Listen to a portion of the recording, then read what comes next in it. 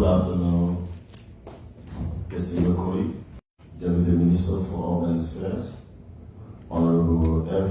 Dalla Harper, Assistant Minister for Administration, Honorable Arturos K. Kabi, Commissioner for Civil Engineering, Governor's Commission, Honorable Matthew B. Crowley, Commissioner for National Integrity System. Today we will be having the confirmation of this nominee from the President at the directive of Plenary, and we say welcome to you and all of you and that will be around you.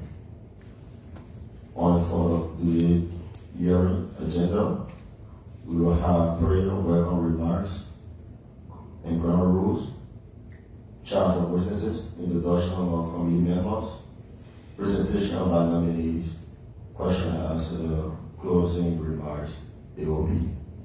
We'll now start with the water prayer. If we have any champion or somebody can at least pray for us to jumpstart the hearing. Even if nominee anybody, you can have us to. I know you're good.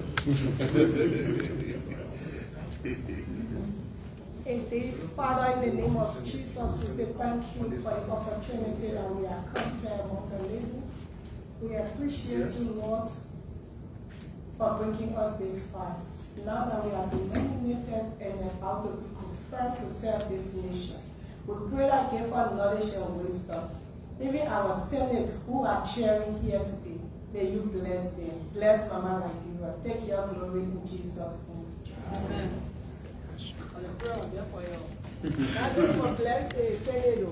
So, on the floor, plenary, we want to say welcome to the nominees.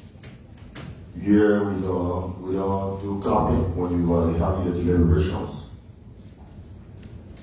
So, welcome to the spectators you brought. And we will give the floor now to the Sergeant at Arms to charge the witnesses.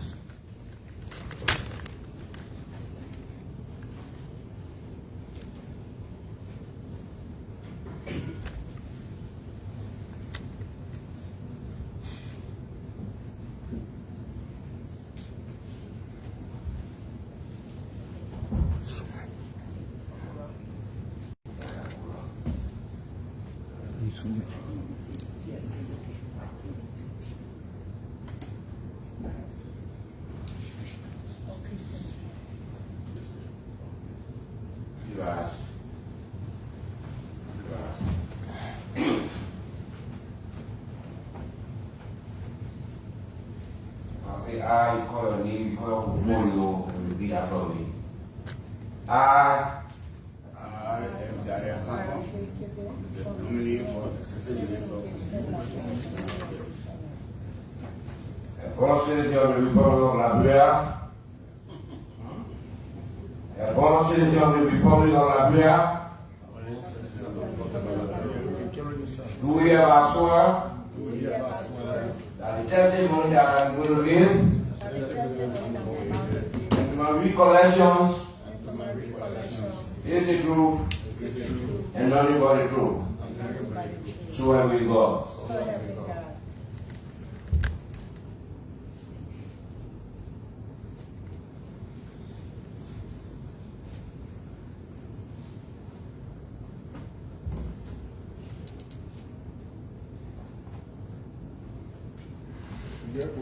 Okay, man. Yes, sir. The witnesses on the stand are qualified. You have a seat. We will now ask our distinguished colleague and member of the committee for self-introduction, beginning with Senator Moore. Thank you, Mr. Chairman. Distinguished colleague of the committee, to our guest, Senator Prince Kemboy, Senator of Bond County, members of the committee, and chairman of the Senate Committee on Ways, Means, Finance, and Budget.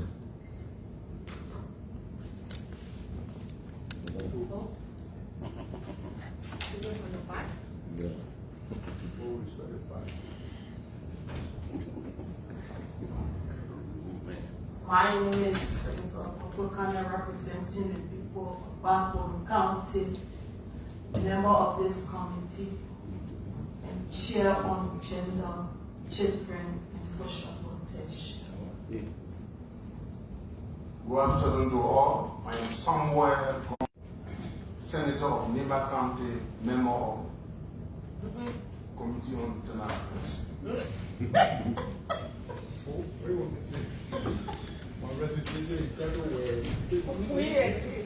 My name is Jim Glover Brown. I'm from Liberia County.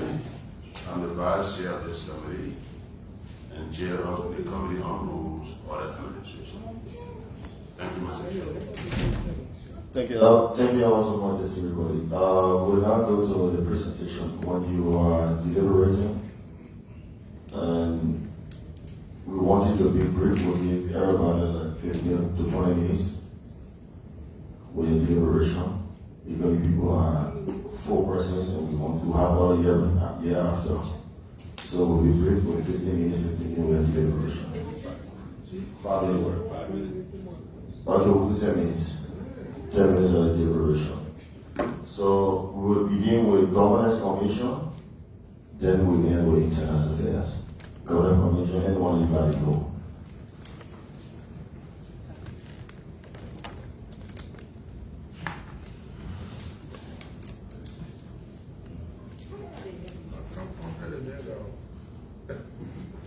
Honorable Chair, Honorable Co-Chair, distinguished senators, I am honored by His Excellency President Joseph Newman Boyka's nomination to serve as Commissioner for the National Integrity Systems and Governance Commission.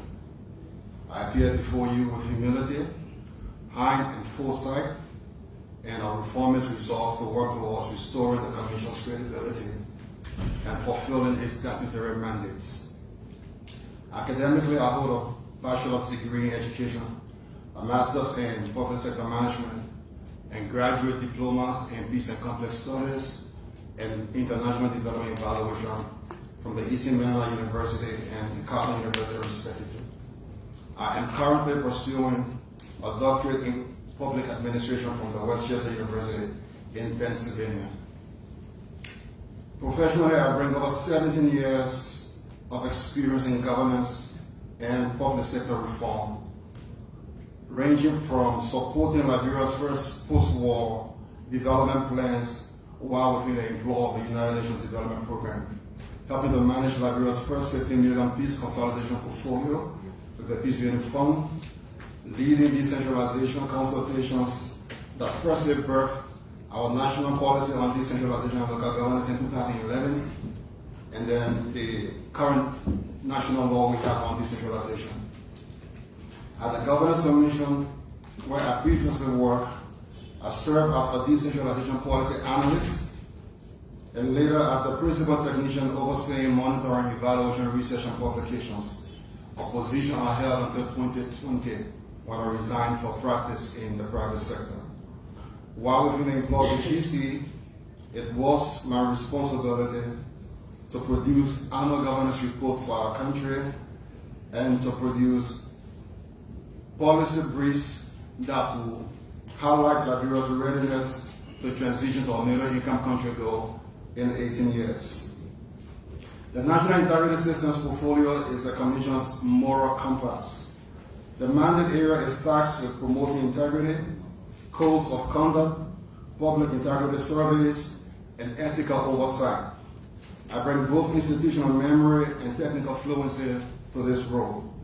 If confirmed, I envision a revitalized commission that is a national governance think tank, a policy advisory hub to the presidency, the cabinet, the legislature, and the judiciary.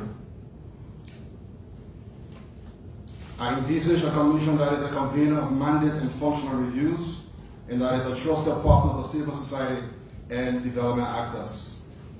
In an effort to restore or to strengthen the Commission's credibility with both the public and donors, and to inspire a fresh breath of confidence, I intend to make the case for human capital rationalization at the GC, I will advance our partnership with the CSA, the Civil Service Agency, to implement an efficient process that reprioritizes the GC's most important assets, its personnel. To this end, the following steps will be proposed for implementation: a review of the General Auditing Commission's audit queries and enforce compliance through a structured checklist, partner with the CSA for a credential audit, conduct a capacity assessment to align staff qualifications with job functions, 6 years of guidance on implementing findings directly related to personnel from the assessment, and prioritize merit and mission alignment. We will also strive to encourage the relaunch or the reinforcement of a number of interventions at the Commission. 1, the annual public integrity surveys, which are intended to institutionalize evidence-based assessments of integrity perceptions and practices across our marks, to enhance civic engagement and national visioning, with the goal of rebuilding public trust through youth, marginalized, and our rural population. We intend to work towards advocating for enhanced support for the Code of Conduct enforcement. To this end, we shall seek to support the full implementation of the 2014 Code of Conduct, including assets declaration, compliance, and whistleblower protection. To this end, I am pleased to announce to the committee that I have declared my own assets and duly filed them with the LSCC.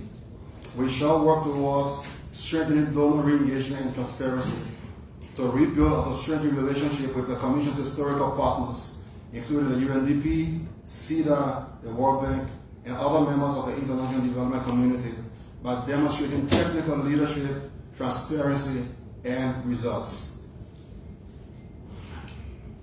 If I'm confirmed today, Honorable Senators, I also intend to work with the other commissioners at the GC to propose a review of a raft of policy interventions that have already been made over the years. There are a few of these that I have on the many list. The policy proposals that I will work towards advancing for consideration will include a relook at the Ministry of Finance and Development Planning. What is the problematic? The merger of the former Ministry of Planning and Economic Affairs, or MPA, into the Ministry of Finance and Development Planning has seemingly weakened Liberia's long-term planning capacity. Planning functions now reside at a division level, eroding strategic continuity and increasing reliance on external consultants. Core functions including macroeconomic forecasting, strategy formulation, intersectional coordination, and manpower projections, among others, have been diluted. Hence, there is a need to implement an assessment of the reform's impact on our broader governance architecture. I also intend to work towards shedding some light on the office of the Ombudsman. We all know that this office was called for by the 2014 Code of Conduct. 10 years after passage in the Code of Conduct, the Ombudsman came into office in 2014. It has a mandate of enforcing ethical standards, investigating misconduct, and promoting integrity. Our focus on working with the Office of the Ombudsman is to look at jurisdictional conflicts, especially with the Liberia Anti-Corruption Commission, that could potentially hinder the office's effectiveness. We will work towards clarifying legal and operational mandates to resolve tough issues to ensure that the Ombudsman fulfills its ethical oversight role without duplicating LSCC criminal enforcement functions. The goal here is to ensure complementarity and not competing mandates. We also have, as a part of the things we want to accomplish at the GC, a proposal to embark upon sectoral reviews. We want to spend Liberia's travel governance, Liberia air travel governance. We are proposing a review of the Liberia's aviation sector, looking keenly at the Rabat International Airport, the Liberia Civil Aviation Authority, and the Liberia Airport Authority. The objective of this review is to assess role clarity, regulatory coherence, and operational efficiency. The goal is to propose a unified governance framework that eliminates duplication, reduces waste, and improves service delivery, freeing up resources for reinvestment in health, education, and public safety. We also have a goal to work towards undertaking governance audit in some critical human sectors. When we talk about critical human sectors, our emphasis is on the education sector, the health sector, and the agriculture sector. Honorable Senators, integrity, as you all know, is not abstract. It must be measured by outcomes. As Commissioner, I will lead governance audits in key human development sectors to assess whether laws, policies, and investments have translated to real impacts. With the education sector, we will interrogate the implementation of the new Education Reform Act, which was passed in 2011. The proposed assessment will delve into what was mandated by the Act, what has been done, what results have been achieved or have not been achieved, and what do we need to do to make a difference. In the agriculture sector, we will assess the returns on public and donor investment in the agriculture sector over the past 2 to 3 GOL administrations. We want to focus on what has worked, what has failed, why those things have worked or failed, and our aim is to recommend governance reforms that unlock value chains and improve food security and ensure sustainability for our country. In the health sector, we propose to examine the governance of the health financing regime, to look at the service delivery regime, and regulatory oversight. The focus will be on identifying bottlenecks, leakages, and opportunities for reform that improves access, equity, and resilience in the health sector. Honorable Senators, the Governance Commission stands at a pivotal crossroad. With your confirmation, I pledge to uphold the GC's Act, restore institutional integrity along with the other commissioners, and ensure that the Commission becomes once more a trusted steward of Liberia's democratic renewal. To this end, I want to thank you so very kindly for your attention and for the opportunity to be here. Thank you. I look forward to your questions. Thank you all so much. The next nominee.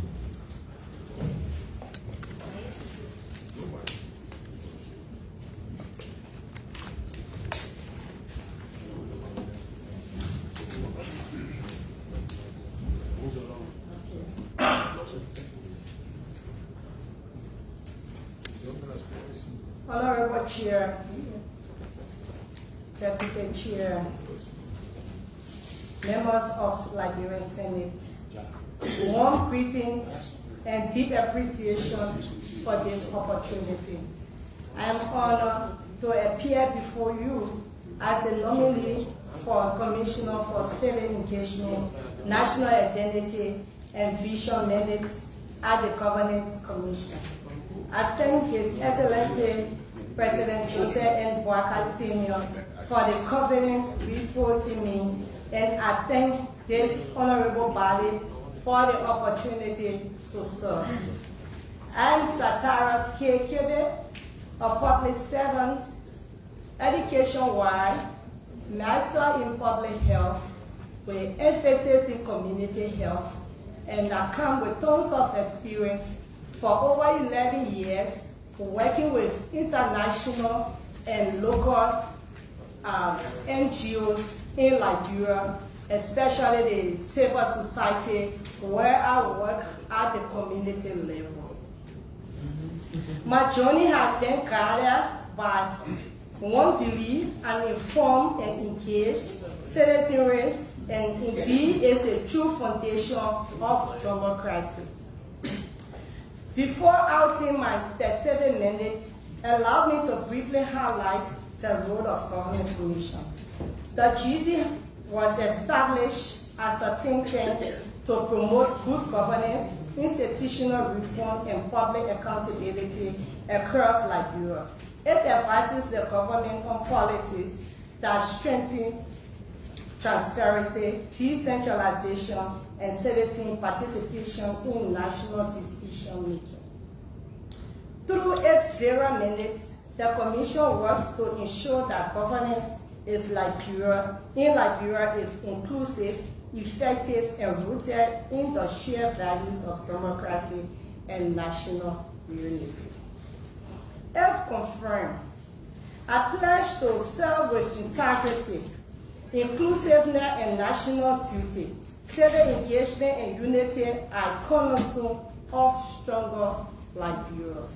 With my own experience from the private sector, and when it comes to transparency and accountability, and then with civic engagement, working closely with the civil society organization in Liberia, and now especially those who are into governance, to ensure they support the AARD. My main area is to promote citizen participation in governance, strengthen social cohesion through civic education and shared values, support a national vision that guides governance and development. For 9 vision and priorities, if confirmed today, I will be looking at national civic awareness in collaboration with the 5 commissioners at the Governance Commission. We will work and launch a nationwide civic education drive in schools, civil society, and media to deepen citizen understanding of their rights and responsibilities. The rewriting of the Liberia national history in collaboration with Ministry of Education. And indeed, the rewriting of the Liberia national history, this is one of the biggest and outstanding projects. This project was launched in 2013 under the leadership of Dr. Amos Sawyer, peace unto his ashes, to rewrite the history of Liberia. After 1822, what happened before 1822? There are a lot to be written when it comes to our history. Building a shared national identity, foster unity, reconciliation, and pride in Liberian heritage. A strong national identity is the foundation of peace and progress.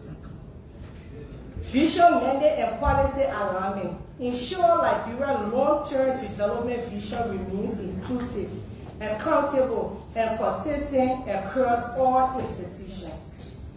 Partnership and accountability. We come with a tons of experience from the private sector and coming to the public sector, understanding the issue of partnership, especially for Governance Commission, where they also have the act to guide them, where they can outsource their own funding to support the government agenda. So good governance is built through partnerships between the states and its citizens. I will work closely with the Senate, the local governments, youth and women groups, traditional leaders, and private sector to build trust and deliver results. With our own responsibility coming to the public sector and leaving the private sector, we have to work in compliance with the government. So on that note, I was able to do my access declaration privately and then get everything on file. All my documents are intact. Honorable Senators, I humbly seek your confidence and endorsement to serve with diligence, transparency, and patriotism. Together, we can rekindle civic responsibility, strengthen unity, and shape a shared national vision for a better Liberia. Thank you. May God bless the Republic of Liberia. Thank you all so much.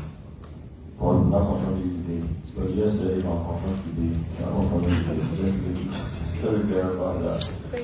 Thank you. Okay, the time has finished live flow.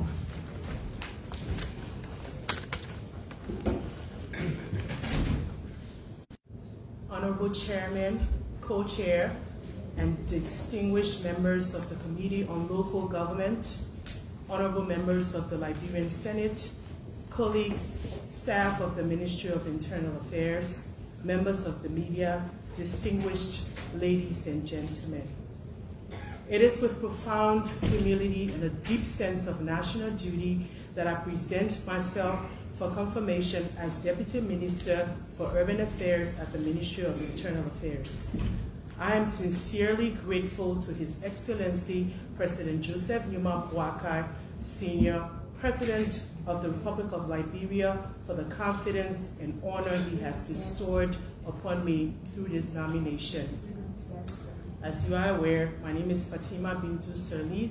I do hold a master's degree in social work with emphasis in mental health and substance abuse, and my minor is in urban development. I also hold a bachelor's degree in social work from Seton Hall University. The Department of Urban Affairs was established by law in 1972, serves as one of the technical arms of the Ministry of Internal Affairs, entrusted with a critical mandate. 1, providing policy direction for the management and sustainable development of urban centers. 2, supporting municipal authorities to strengthen governance, administration, and service delivery. 3, coordinating spatial planning, zoning, and the orderly growth of cities, towns, and townships. 4, leading boundary harmonization while advancing climate change adaptation and environmental management in our growing urban areas. At this decisive moment in our nation's history, Liberia stands at the crossroad of rapid urbanization. Our 141 cities face pressing challenges, ranging from infrastructure deficits and weak to the urgent need for transforming informal settlements into livable modern communities. These challenges are also opportunities for innovation, resilience, and inclusive development. If confirmed, I pledge to work in close partnership with the Honorable Senate, national and local government institutions, civil society, and our development partners to ensure that Liberia's urban centers become engines of growth, equity, and resilience, centers that reflect the aspiration of our people and the vision of renewed Liberia. I respectfully crave your favorable consideration and confirmation with the firm assurance that I will serve with integrity, vision, and an unwavering commitment to advancing the governance and sustainable development of our cities and our towns. Respectfully submitted, Honorable Fatima Bintu Sirleaf, nominee, Deputy Minister for Urban Affairs, Ministry of Internal Affairs, Republic of Liberia. Thank you all so much. Mr. Nominee, you got the floor. Mr. Harper. Mr. Chairman of this committee, Mr. Co-Chairman, Honorable Senators of this committee. It's an opportunity. I'm pleased to have the opportunity to sit before you, and also grateful to the President of the Republic of Liberia for nominating me to serve in the capacity of as Assistant Minister of Administration and Minister of Internal Affairs. I come with the background of a chief accountant and administrator over the years, having graduated from the University of Liberia as an accountant and management student. Over the years, I have worked as an accountant and administrator, reaching from the European Union office in the European Union office in Liberia, then that of the United Nations in Liberia. Having worked with the United Nations for over a period of 4 years, I moved to the private sector where I served as a special consultant, financial consultant for the contribution for Society for the Conservation of Nature in Liberia, when I served as a special consultant for a period of 4 years. After a period of 4 years, I went to private life, where I also provided some other professional services. I'm pleased to inform this body that I have come prepared with the commitment and the background of discipline to ably represent the ministry in the capacity I may be serving. I want to thank you if I given the opportunity to serve through you, to inform you that I'm prepared to Prayer will give my full cooperation and support to the ministry and its leadership in the capacity as Assistant Minister for Administration. Thank you, Mr. Chairman. Thank you. Thank you all so much. Thank you for your saying the deliberation. We will now give the floor to our distinguished senators for our question if there will be any for anybody. Yeah, because I have to. Thank you, Mr. Chairman. Thanks for presiding over this very great hearing. A few questions and concerns. Let's start with the Governance Commission, the two commissioners designate. One for civil engagement, national identity and vision, and the other one for national integrity system. Are these positions tenured? Will be interacting here. I'm asking whether by the law. Yes, Senator. Yes, Senator. The positions at the GC for commissioners are obtained. Are they currently vacant? Yes, sir. These positions are vacant. With, if you don't mind, I could provide some context. The position that I have been nominated to serve in was previously occupied by Mr. T. Kamkalo, who was nominated by our former President George Weah in 2021. Commissioner Carlos' tenure expired in July, and the President's office was duly notified of his tenure expiration. For the other position, the commissioner who held the post, unfortunately, last. Can you speak for yourself? Okay, so let us speak for us. I can see it. All right. Thank you. So the position is actually vacant, like my colleague was trying to. So the commissioner who my predecessor, she actually passed February 10, 2025. So after that, I was appointed as acting late March, and then in August, I was appointed by the President of Liberia as the Commissioner for Civil Education. So from March to August, you were acting. Yes, please. Why just so long in the tenure position? I think that's the President.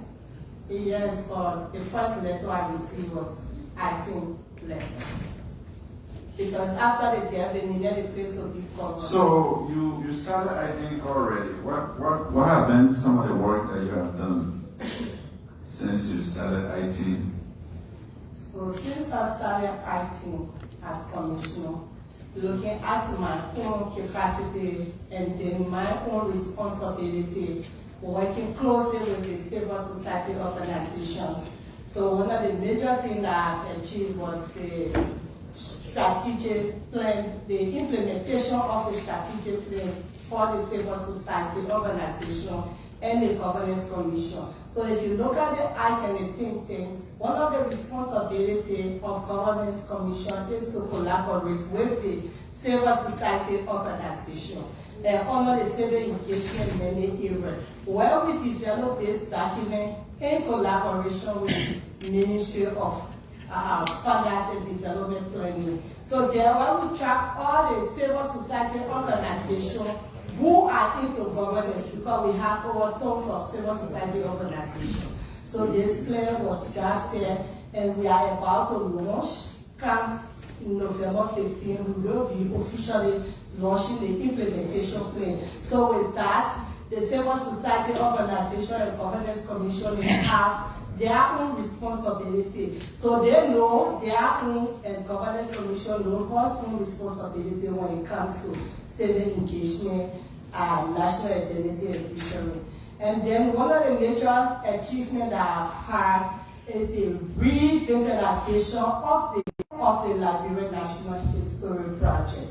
This project began in 2013 under the stewardship of the late Dr. Amos Sawyer, where they started working in collaboration with UNESCO. They had some money to rewrite the project, the history of Liberia. But after some time, it died down. So you have started that already? Yes. So after the July 5 Peace and Reconciliation dialogue that was held at the ministerial complex, where the president spoke and it brought about the burial of Doe and other people, he stressed that. So now we did a rewriting launch, and as I speak, before I could come here, we were on the next step with the policy brief on the advisory committee and went to kick off this project.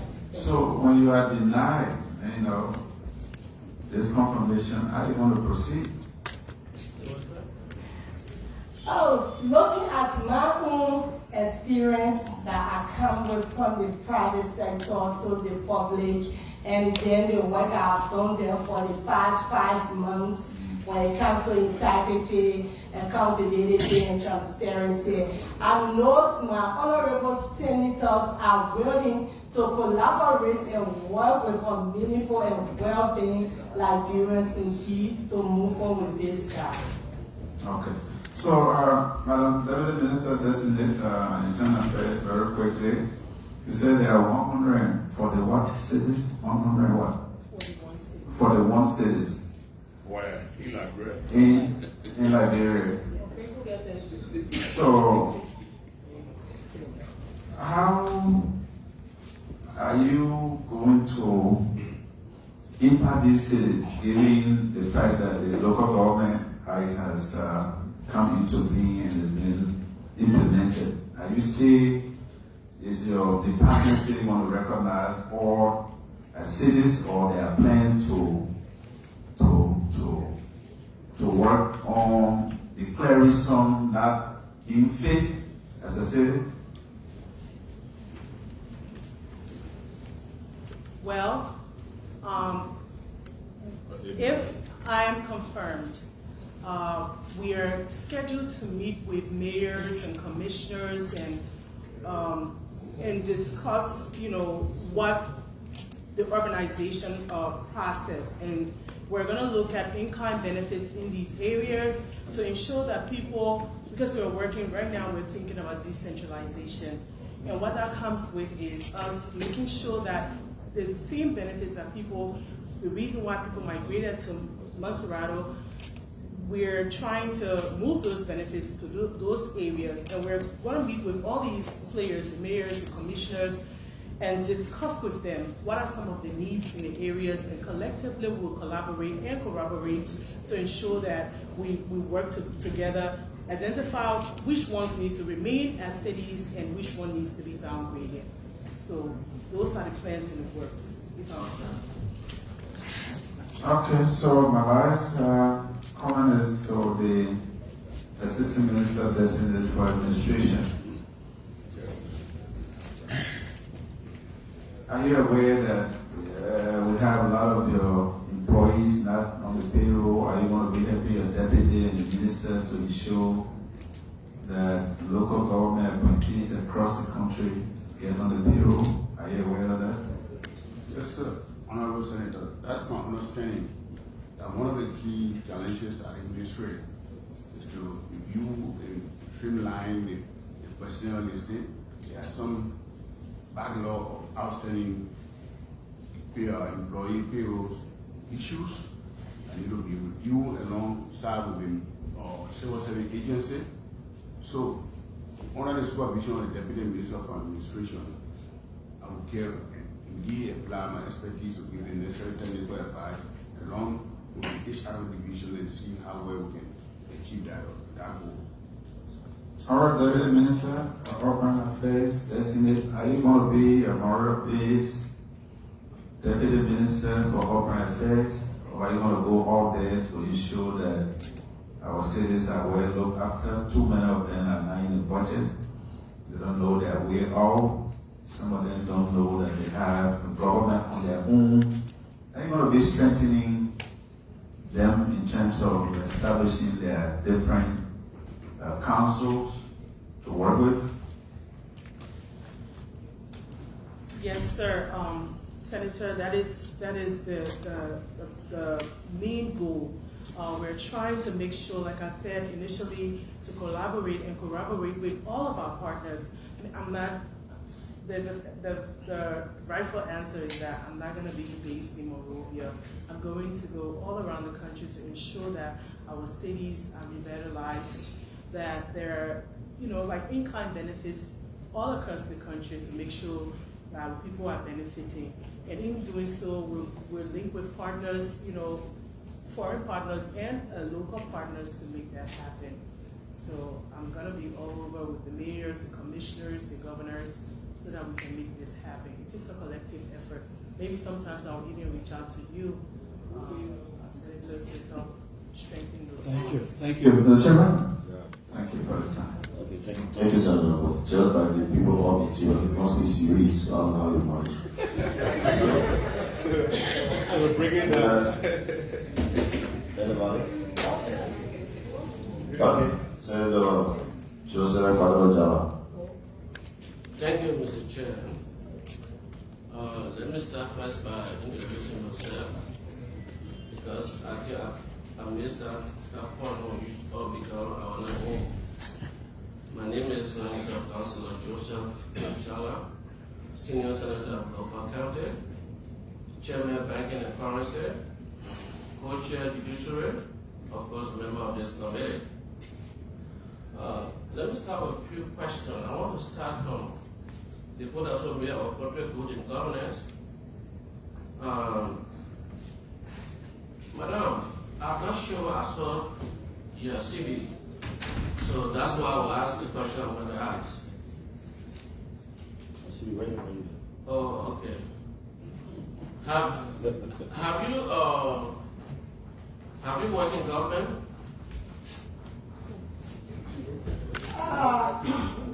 I work in government, yes, that is a yes, because I work as a registered nurse at John F. Kennedy way back, like some 20 years ago, before I could get into the public sector.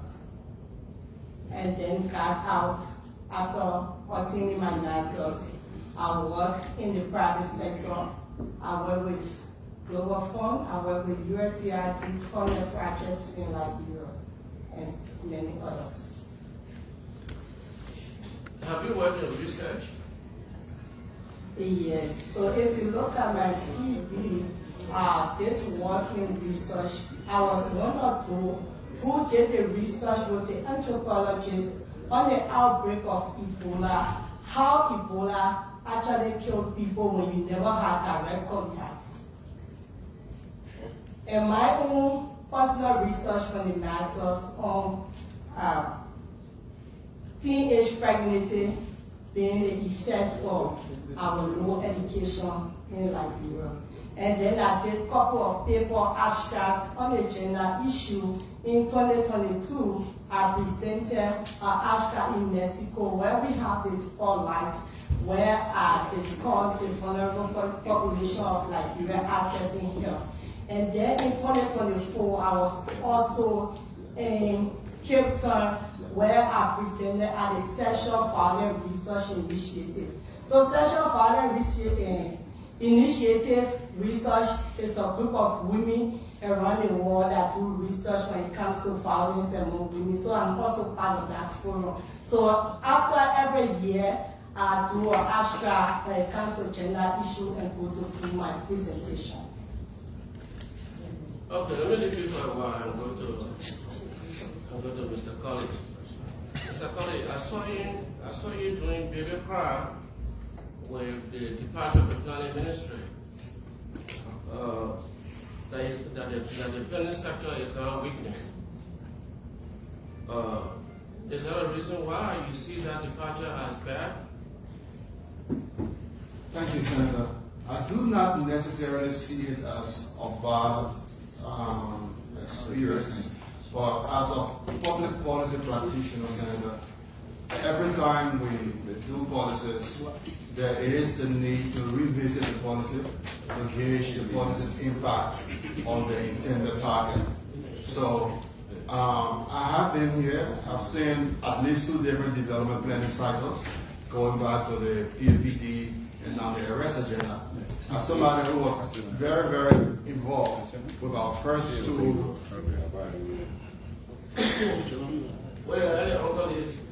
Uncle is leaving.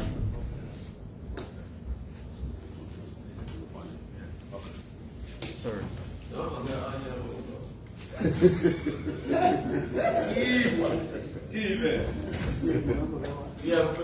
Yes, sir, Senator. So I feel when we did this, it was a part of the GC's work also, management and functional reviews. We thought putting planning and finance together in one building will serve the real purpose for the country.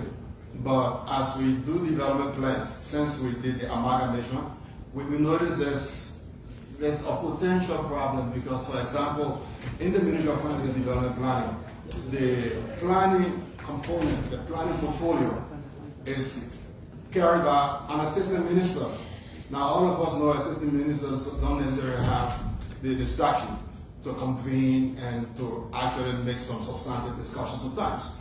So we are concerned that there might be a possibility to revisit the arrangement and see how we can strengthen the arrangement, because planning is not just about how we make plans and cost those plans. The Ministry of Planning and Economic Affairs did way more than that when they assisted, So we think we are losing out on those other strategic functions, and there may be a need for us to look at the whole arrangement and see how we can salvage it. So, by that, are you aware that this action was West African, or was a regional action to catch up with each other, and this decision by the government to open in with finance was in keeping with the West African demand, like Ghana, Nigeria, and all these countries that now have the Ministry of Finance and Development Planning? And are you going to follow West Africa, ECOWAS Summit for that? No, sir. And the intention is not to undo what we did.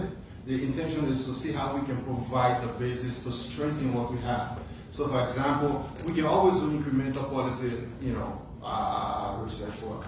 There may be an opportunity based on fact, based on data, based on research, for us to look at the current construct of the Ministry of Finance and Development Planning and make 1 or 2 adjustments that makes the ministry more responsive to both our medium and long-term planning needs. So that's not to say we bring Ministry of Planning and Economic Affairs back, but how we strengthen the current entity we have so that it's responsive to our needs as a country. That was a clever answer. Let me ask my last troubling point to you. You talk about ombudsman. What is your admiration for ombudsman? Just to confirm these great men, I don't really see what they are doing. What's your admiration? Because you mentioned them. Thank you, Senator. As a part, if I am confirmed, one of the entities I should be working with is that office, the Office of the Ombudsman. It comes directly out of the Code of Conduct. All right? So, I hold the view that they may still require a lot of support to be able to do the things they are supposed to be doing. From where I sit, outside of government, I don't know what their issues are. I intend, if I'm confirmed, to engage with that office to understand their challenges. But I also know, as somebody who's done this for a while, that every time we bring new institutions into existence, there's normally a jurisdictional issue, there's a turf issue. So sometimes we repeal laws, we make new laws, but we don't divest the function from the old institutions. So it's very possible that the Office of the Ombudsman may be thrown into some challenges with the Liberia Anti-Corruption Commission. They may have some jurisdictional issue, and just to sit and ensure that they have all the support they need to be able to function. Senator, you're a lawyer. You know sometimes when you establish these institutions, then you got to go a step forward to provide the wherewithal for them to succeed. So I'm not sure if they have the wherewithal. I'm not sure what their challenges are. That's what I'm proposing for us. So from a policy and perspective, go back and look at them and see what we can do to make that office very robust. Okay, I'll leave you for a while. When I'm Deputy Minister. Oh. Go ahead. You want me a general thing? Go ahead. Okay. So you want to ask for me? Go ahead. Okay, Madam Minister. I remember coming across my Facebook page, and I saw a lady that looked very much like you. I'm not sure. That was, reacting to critics on Facebook. May I ask whether it is you or not? Well, it depends. If it says Fatima Bintu Sali, that will be. Okay. Is that a good approach Well, for the position? Considering I was on a media platform, a Class Reloaded, that's what we do. We respond to critics of the government in that capacity. But as Deputy Minister, the roles will reverse. I will be serving the people of Liberia, and my oath is to, ensure that I respect my office and all of those that are in positions of power. And so that will be different. But with regards to that, I do respond because I'm on a platform, the Class Reloaded, and if people come and attack the government or our legislators, our senators, and our president, I do respond in kind. But as Deputy Minister, the roles will be reversed, and I will be in the capacity to do that anymore. Okay, I will accept your commitment. So look forward to that, because when we have problem with information ministry, then we'll go to internal affairs, then we'll go to agriculture, then it become a paranoia. So I will take your commitment in good faith. And I see Honorable AP Kroma here, so I just calm down. Oh no. So, Mr. Assistant Minister, Yes, I'm come from different environment. So, you are presented. Go ahead. Mr. Assistant Minister, Yes, sir. I'm one person that I have been making requests for improvement in the working condition of commissioners, chiefs, mayors, and local government officials, including the civil servants.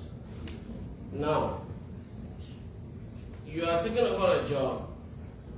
Do you understand the condition of these guys or these officials, like the commissioners, the city mayors? I don't understand they get like $100 US. I don't know, $100 US. The commissioners. So, I will urge you, you're not there yet, to hold your feet to the fire. But I will urge you to pay attention to this crime, because I remember one time we even tried to put money in the budget for the salary issue. Well, maybe Internal Affairs will use it for central rather than for rural. So I want you to pay attention to that as we work on the budget. Our commissioners are already suffering, our chiefs, our mayors, they are already suffering. As you take on this great assignment, I want you to really pay attention so that the next time you are here, it may be different. So please try to look into it for the best way to help our rural employees, especially the chiefs, the mayors, as well as the commissioners. They work very hard and go up there. We expect a lot of things from them, but again, their salary is just one that you can't describe. So that is just my urging to you to be a teaser, if not a teaser, but to be a fire with the minister to make sure that these things are well attended to improve it. You're not going to do it one day, but even if you're going to do it by block, or you're going to do it by county, or you're going to do it by certain position, one time you take primary chief, another time you take commissioner, another district mayor, maybe it will help. That's my urging. Mr. Chair, I will yield for now. Thank you, the distinguished Senator of County, Senior Senator of County. Thank you. While we have the confirmation, while we are the hearing, we receive our few of our district political electors who will ask them to introduce themselves.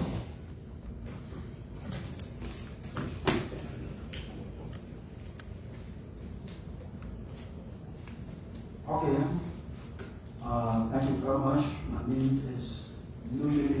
I represent the people of Green.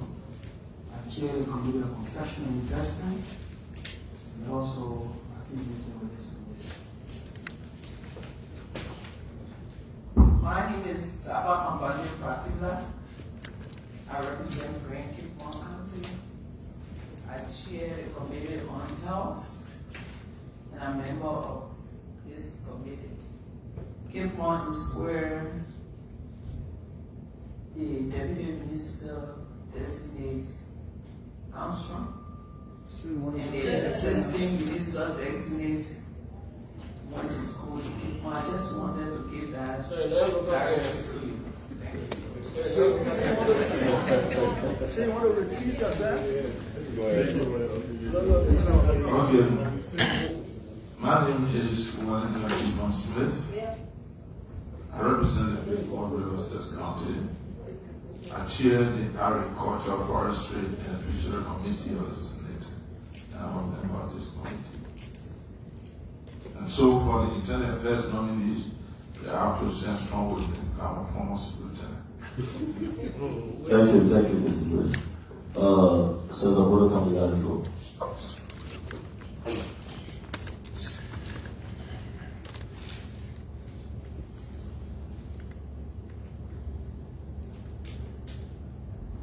Thank you, Chair.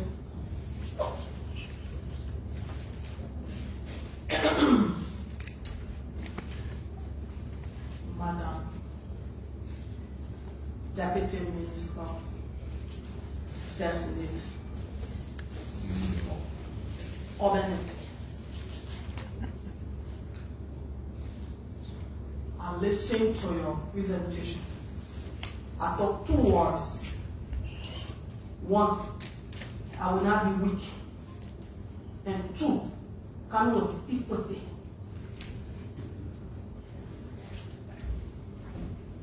As an advocate for the people of the Republic of Liberia during those days, now you are coming to serve the people of Liberia. And where urban affairs to deal with the cities.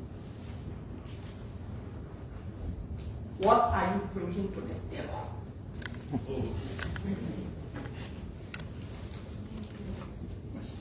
Thank you, Madam Senator.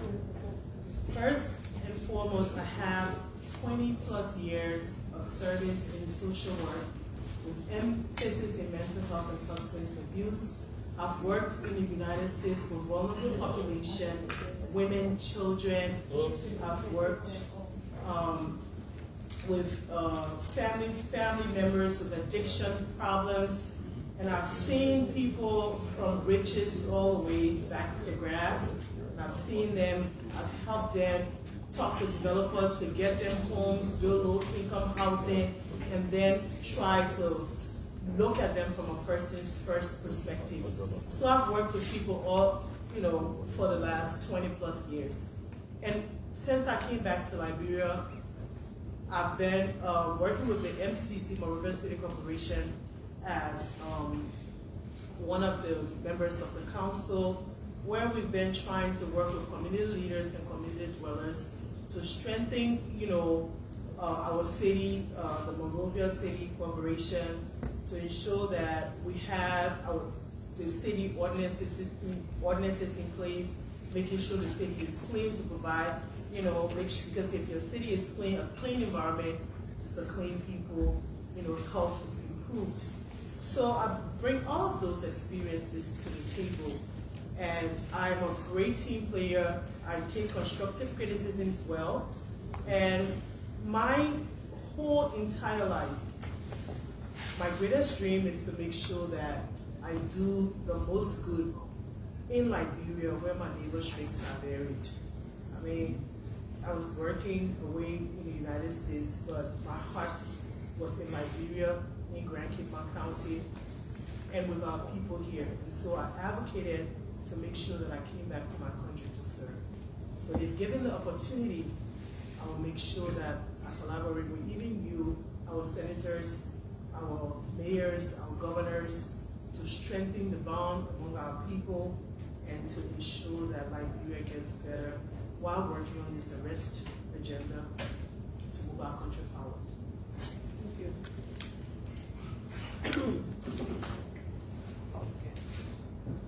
I listened to the great answer, but something is missing. If you are confirmed, what will be your role in handling corrupt local officials in the government?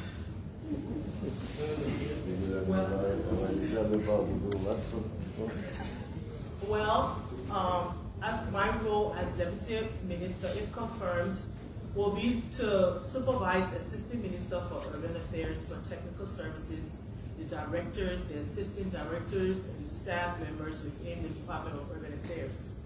And so my rule is to lead by example. I declared my asset when I came, and I needed to do an amendment and an addendum to it for this new position. And I'm in the process of doing that. I'll make sure that those that are under me, that I supervise, will maintain their integrity, will come to work and get paid, and will not be engaged in, I've been reading on our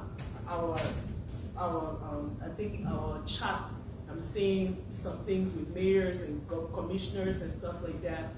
I'll make sure that everyone is treated at an equilibrium with respect and dignity, and if any official found to be practicing any act of corruption, the minister will be aware, there will be an investigation, and what needs to happen will happen to them. If that means letting them go, that will be what will happen. Okay. I have a file that will be presented to you. So just being in order. I don't want to go into details. Thank you. Finished? You're welcome. Yeah, I finished before the question I wanted to ask the assistant minister was already. No, I'm here. I'm there. Send the hooker.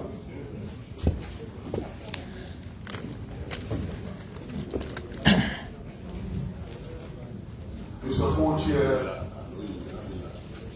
distinguished Senator of the Committee on Internal Affairs and Good Governance, and to our nominees, good afternoon.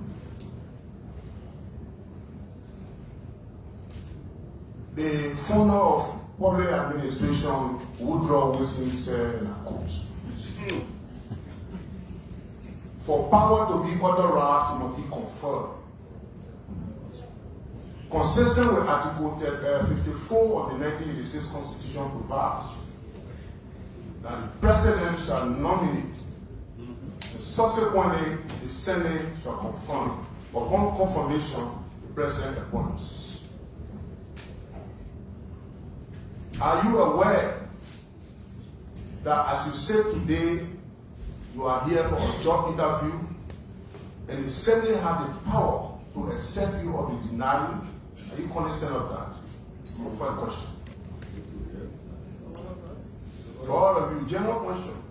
Yes, we are aware. Okay. Now, Mr. Chairman,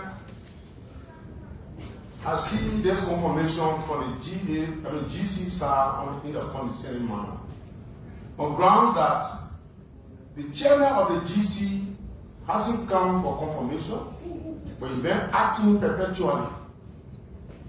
And how will a deputy who's supposed to be reporting to the chair come for confirmation? It be my imagination. It requires thorough investigation. And in my mind, as senator of Nima County, that confirmation that be placed on hold. Because the position is a daily position. The anti-graft institutions are meant to carry out corrective measures. So if we are seeing things that are not going in the right direction, it is unfortunate. So I will pray or create the indulgence of the police that an inquiry be made before. Order. Could you speak? Then the information. Also, name is going. Order is police, you are right, but these are two distinct positions. This man was nominated as a commissioner for that institution. You deal with him in line with his position. That other person who is illegally acting, you have your right to deal with him. That has nothing to do with this man. Well, Mr. Pisari, I think we should be honest sustain. Trust me. Let's we go already have. Sir, we can discuss that in committee release. Okay. Thank you. So, I reserve comment. Now, with the nominees for the Ministry of Internal Affairs, especially the assistant minister, Mr. Minister, consistent with Article 56 B of the 1986 Constitution, it provides that there must be election for town chiefs, clan chiefs, and parliament chiefs. And they can be re-elected. And they can be removed only by proof of misconduct, only by the president. Are you cognizant of that? Yes, I do. Will your answer yes? I see here on the contrary, and you are assuming the responsibility as a supervisor serving the position as assistant minister for administration. It is your fiduciary responsibility. Now, we realize that since 1985, there have been no chieftaincy election. But it implies that when you are in an elected post and you die, and there is a town chief or clan chief sitting, and you are paramount chief that the position is vacant, automatically there is a ascending clause. But on the contrary, people take somebody from any of the circles and replace them. And besides that, the Minister of Internal Affairs, the Superintendent, Commissioners, all the presidential appointees, all will have the audacity to display chief. And the Constitution is contrary to their decision. What have you to do if you went there and you are confirmed? Question. No. No, I don't think. Honorable Senator, thank you for the opportunity to answer this question. But we all are aware in this hearing, firstly, the role, my nominated role, I worked hard at the reference role. And those I worked directly under the Deputy Minister of Administration as well as the Minister of Property. So, any burning issue emanating from the ministry, that should be addressed directly to the Minister himself. They are more quorum and aware if you had the money issues. As an assistant minister of administration, I don't think I will sit in the right place here to give you an answer and tell you I have the answer as to those issues. But you, as a major stakeholder, you be a senator. You not sitting here in your capacity. All of you are senators from the various counties. You know exactly the role to play and ask the relevant questions to get these corrective measures.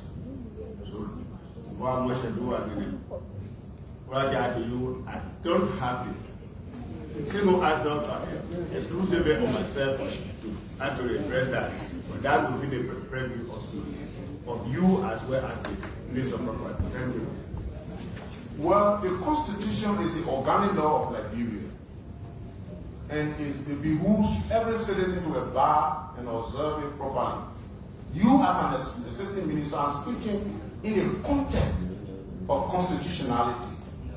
My question is, as assistant minister, being cognizant of the facts that Article 56 B provides, I don't want to read it. And at the sitting minister sitting in the capacity that somebody who is in such a position to be serving as administration is being removed from power. What will be your position? That's unfortunate. Not a minister, I'm not talking about the minister. The minister by a function. I'm speaking in the context of constitution. Okay, to reshape my answer to your question. I'm listening, sorry. The issues of people being removed from their respective positions, wherever they are and where they are actually the role they play. I think as an administrator, from my experience, over the years, Wesley it behooves you the responsibility to find out as to why, in fact, ask the hard question of why that happens. And if the answer why the contributing factor as to why it happened is not appropriate or not proper.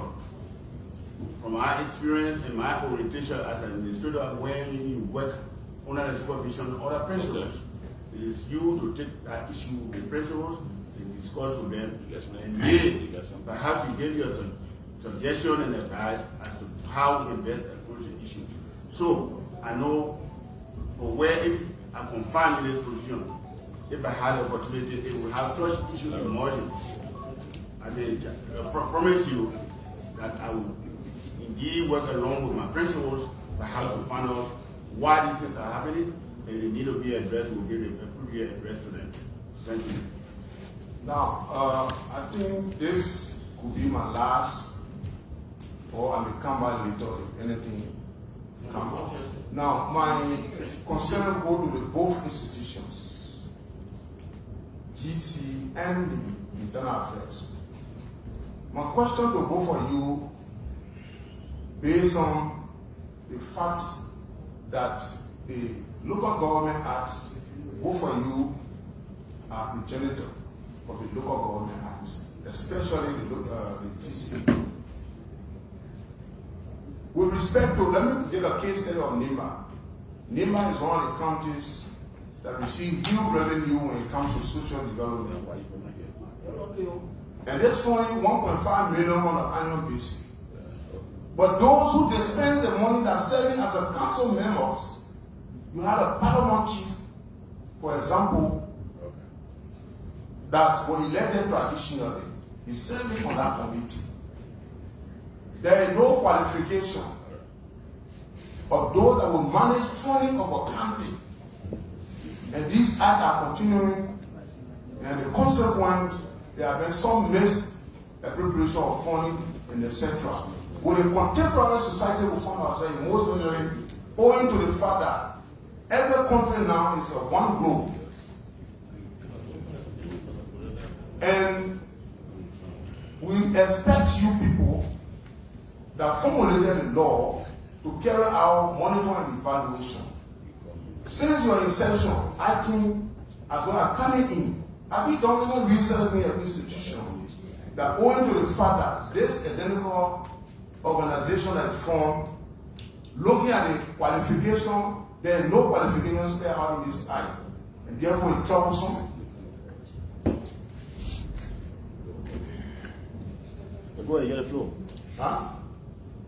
Summarize. Go ahead, you get the floor, go ahead. Well, I have a question, so can you finish? They are not answering that question. Okay. I think the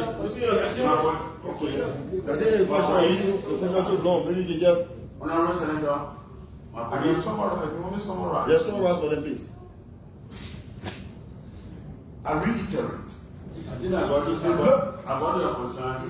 Okay. So you got it. My colleagues may have something to add.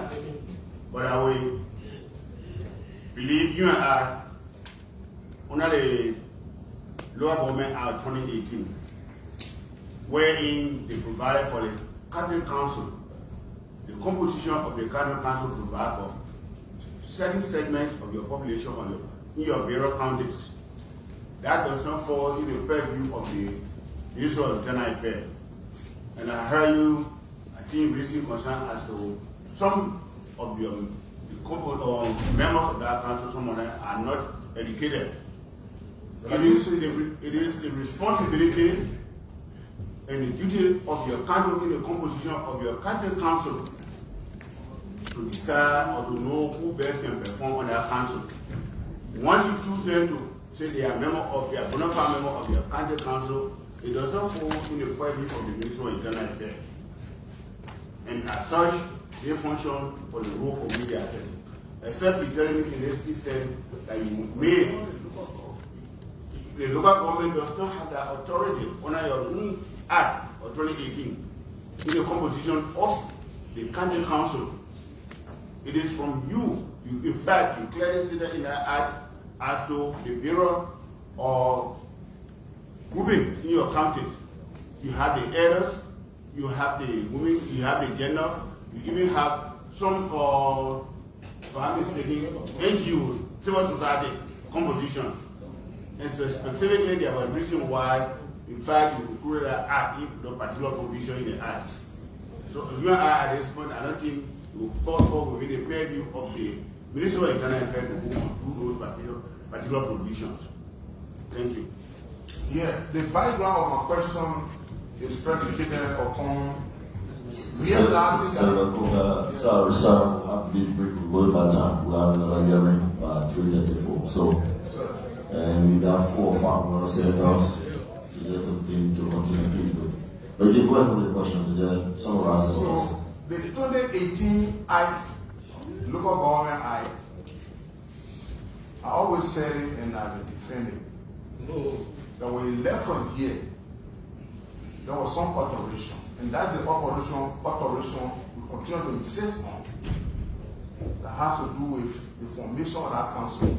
But however, due to time factor, as my colleagues and chair said, I reserve all comment for now. I think I'll make a formal communication on the floor. No, but you part of the committee. The good thing about it, this is just a hearing. The committee going to meet and then report to plenary. By which time you give all of your input. Thank you ever so much. Senator, that will be wonderful. Fabula.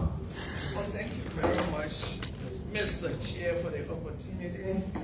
Let me take this time to congratulate the nominees for your preferment and to thank the President for again having 2 ladies sitting in front of us. I'm always glad when I see a number of nominees for confirmation hearing and have the presence of both genders. So I'm happy about that. I owe gratitude to the President. I will start with the Ministry of Internal Affairs, starting with Mr. Harper. Congratulations. I was going through your CV and I realized that, correct me if I'm wrong, this would be your first public sector work. Is that the case? I would say no. Sorry, I didn't want to overload my CV. But prior to our Civil War, I worked with the National Investment Commission from 1984 to 1990 as a project analyst. So indeed, I have served in the public sector before. Thank you. So you are a new person in public sector. That is very, very good. We have, I think some of my colleagues mentioned about salaries to local government officials. Currently, there are variations in their salary. And I think that is largely with your office in the financial department, wherever. Some township commissioners or commissioners, administrative commissioners make way less than some. I think that is something that we need to resolve. So I wanted to bring it to your attention so you can tell us if you are confirmed how you're going to move quickly, especially at a time that we are coming to the end of one fiscal year and another one is just about to start. Because we represent the people, and when they have these situations, they do call on us more than you can imagine. So I want to bring this to your attention so you can tell everybody how you will work, especially through the current budget formulation process, to address that. Madam Senator, I first want to inform you that from my background as somebody from the NGO circle, sometimes I deliberate broken down when I look at the salary or the income of our people in the public sector. Because in my belief, and over the years, that man lives by his labor. So if you ask somebody to perform a piece of labor, he should be paid justly. Luckily, with my background and nomination I have received and confirmed, I want to be working along with the Deputy Minister for Administration and the HR department of the ministry is on our supervision. I will work along with the department as well as my bosses and review the salary structure. If there are any discrepancy or some serious gaps, I think I can make the necessary recommendations suggesting to them as to what need to be done. If one commissioner is paid $50 at this in a county and another is paid for $200, I think we should have some consistency in such arrangement. And this is my promise to you. That's something I will take care on, work along with my bosses, and do necessary review and make the necessary recommendation. Thank you. Thank you very much. Then we move to the Deputy Minister, Madam Deputy Minister designate. Of course. I look at your CV as well, and I think it's well organized.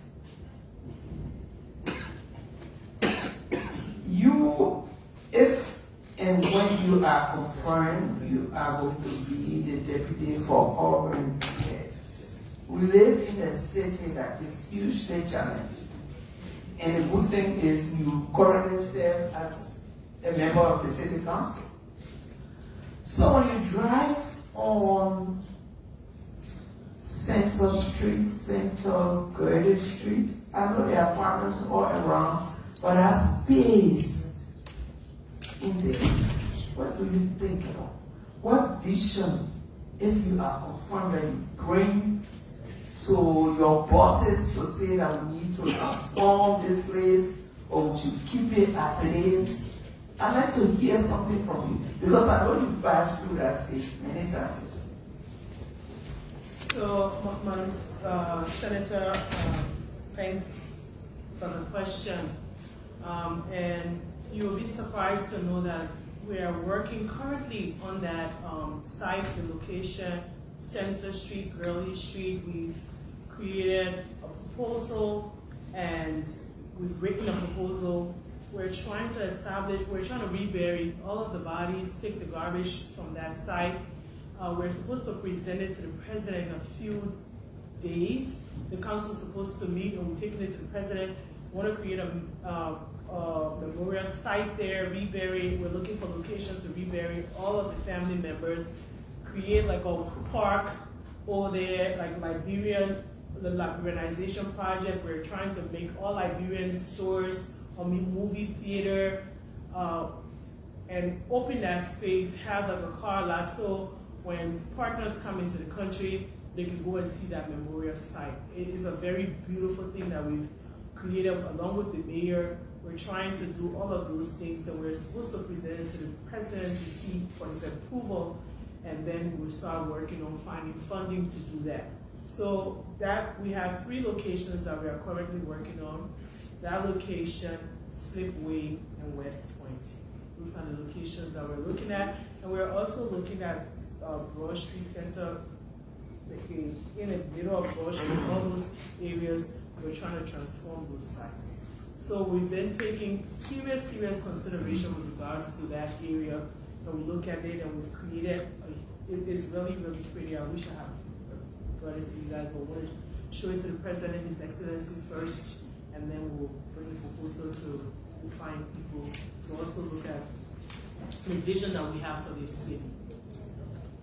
Thank you very much. I think that is innovation. I'm glad that I got an answer from you, because that's something that the Internal Affairs Committee have been discussing, and we'll be glad if you could share that plan with us so that we can also make some input, because you see, it's good to create a park, and it's a very good thing, but we have to go above park, especially in that area. Like you say, it's beautiful. I will wait until we see it, and then we can make some input to the city corporation. It's almost like 50 stores, all Liberian made, like we're looking for Liberian vendors, because our vision is to have Liberians take over their own economy. And so we're gonna have all Liberian made stores there.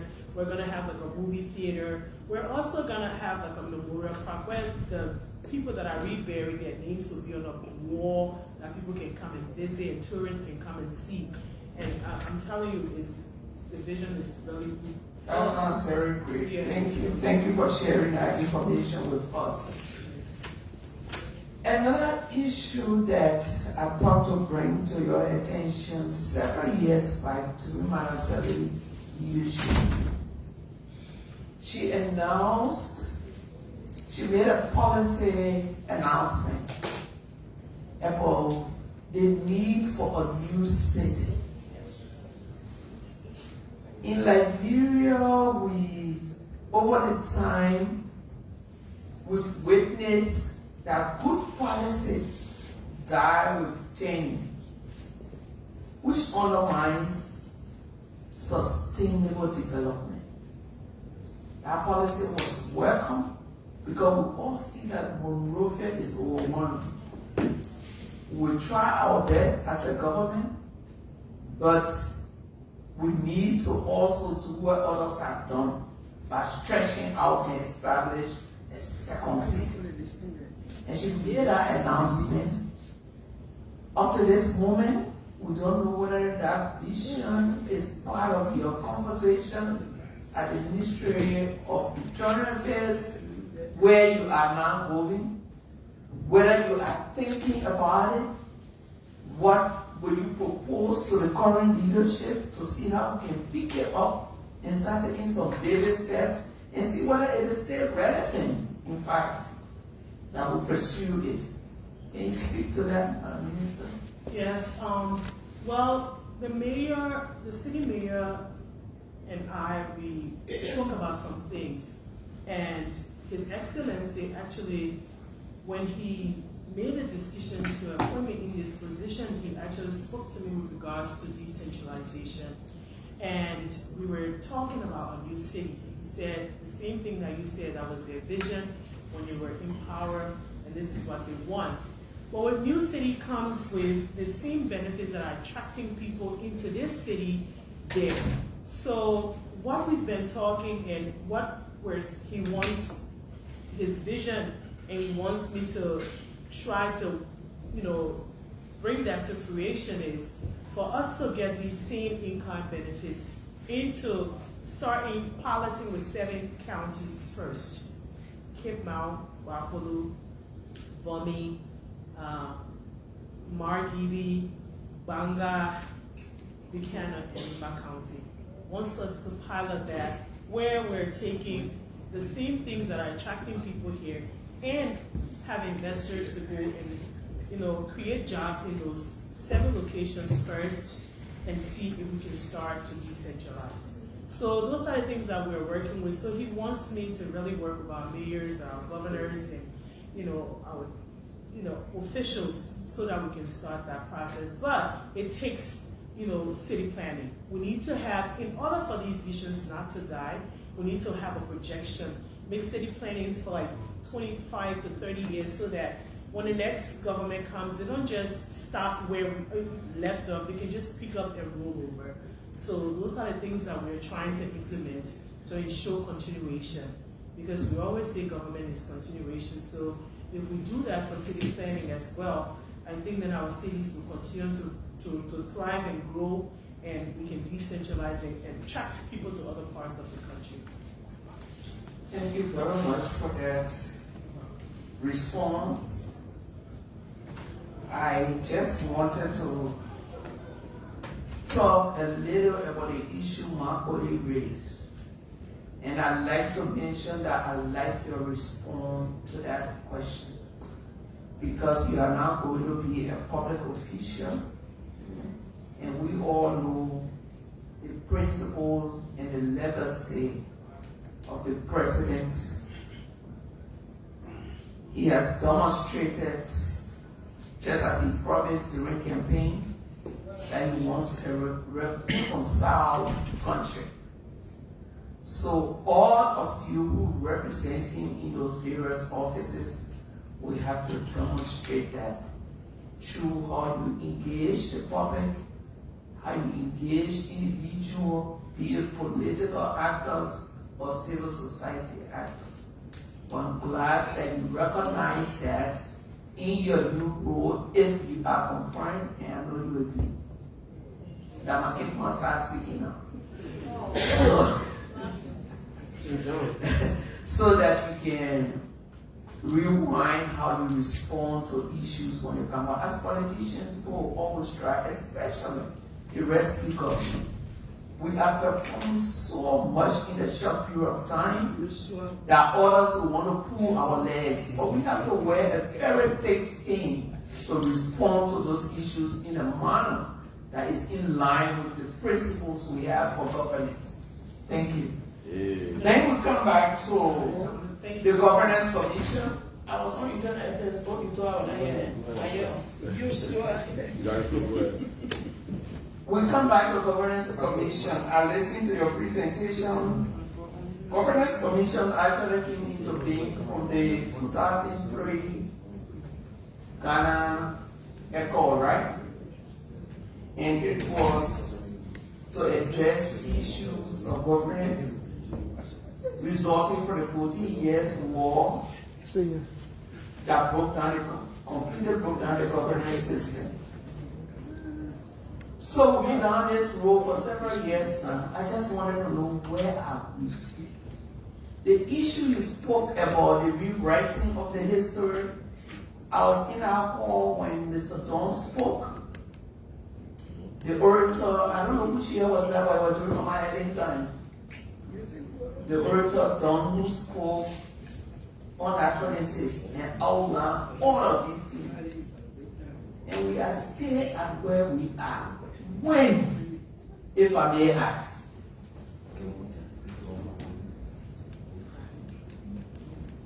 Okay.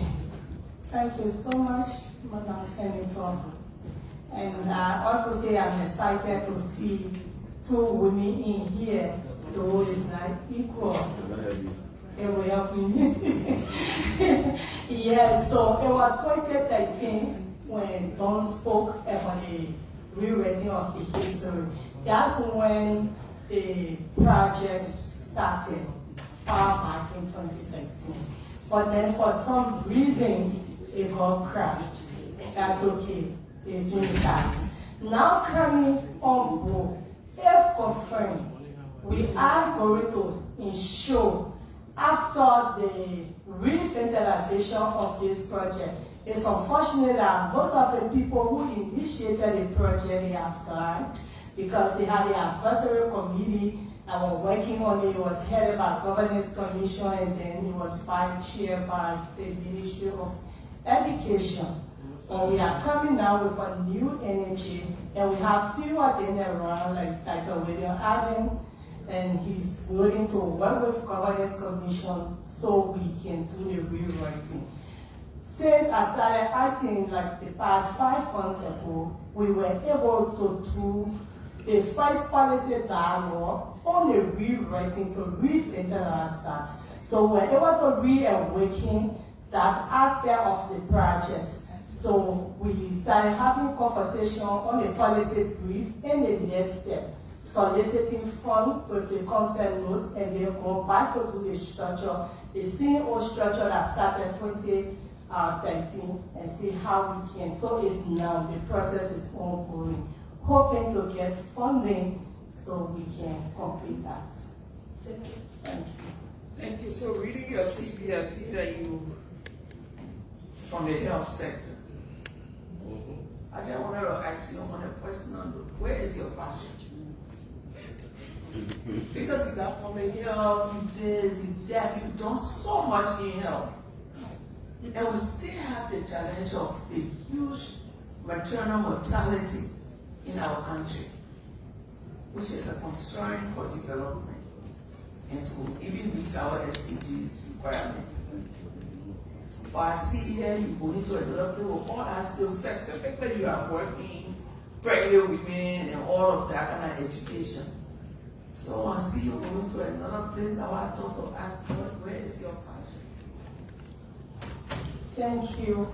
So I have a passion as a citizen of Liberia to support this country. So my passion, like you say, in health, you are correct. But in public health, I have that first capacity. So for the last 11 years, I work in public health, but then with civil society organization on building that capacity, both in implementation and also governance of the various civil society.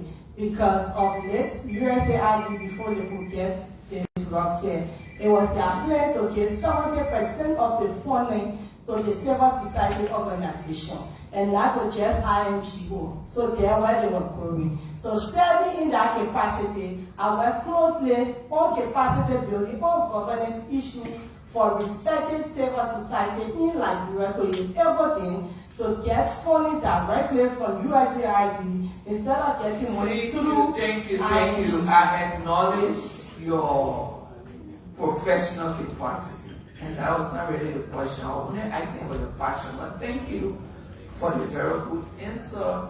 And I just wanted to remind all of you nominees that what we do here, when nominees come, usually they provide a vision, they promise us what they will do. Don't think that it ends with your appointment. This committee, under the able leadership of Bon Kante too, Senator will be knocking at your door. So I expect that by the end of your tenure, there will be at the minimum a draft of this long rewriting history. Because we can't keep coming every time we say we'll be rewriting history, it doesn't get done. It's a serious issue that you mentioned, our identity.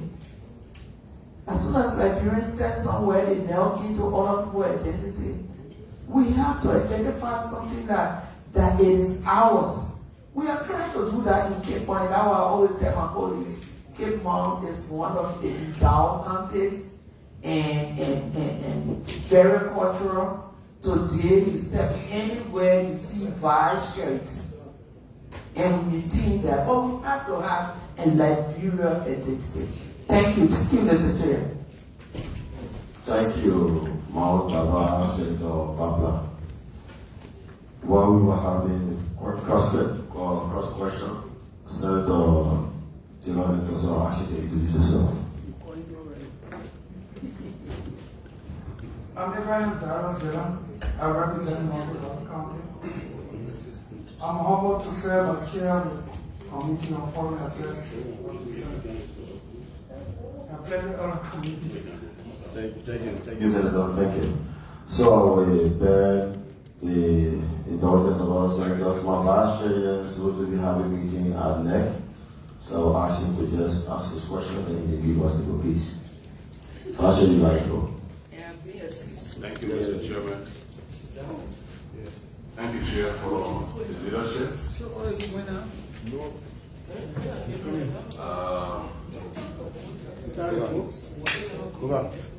I will start with the Internal Affairs Ministry. Let me start with the Assistant Minister for Administration. I got drawn to you because I myself am an accountant. And so when I read your CV, when you say I'm a chief accountant and administrator, I got jealous. I said, I didn't want to pass.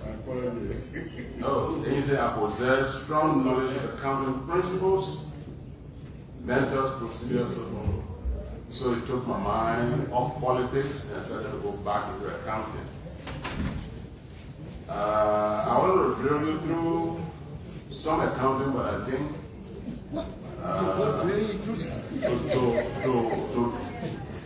for me to get myself back on track, but I think you are qualified for that area. But somebody asks you as to your level of public service. And you said that before the war, you served as project analyst, but as an accountant. No.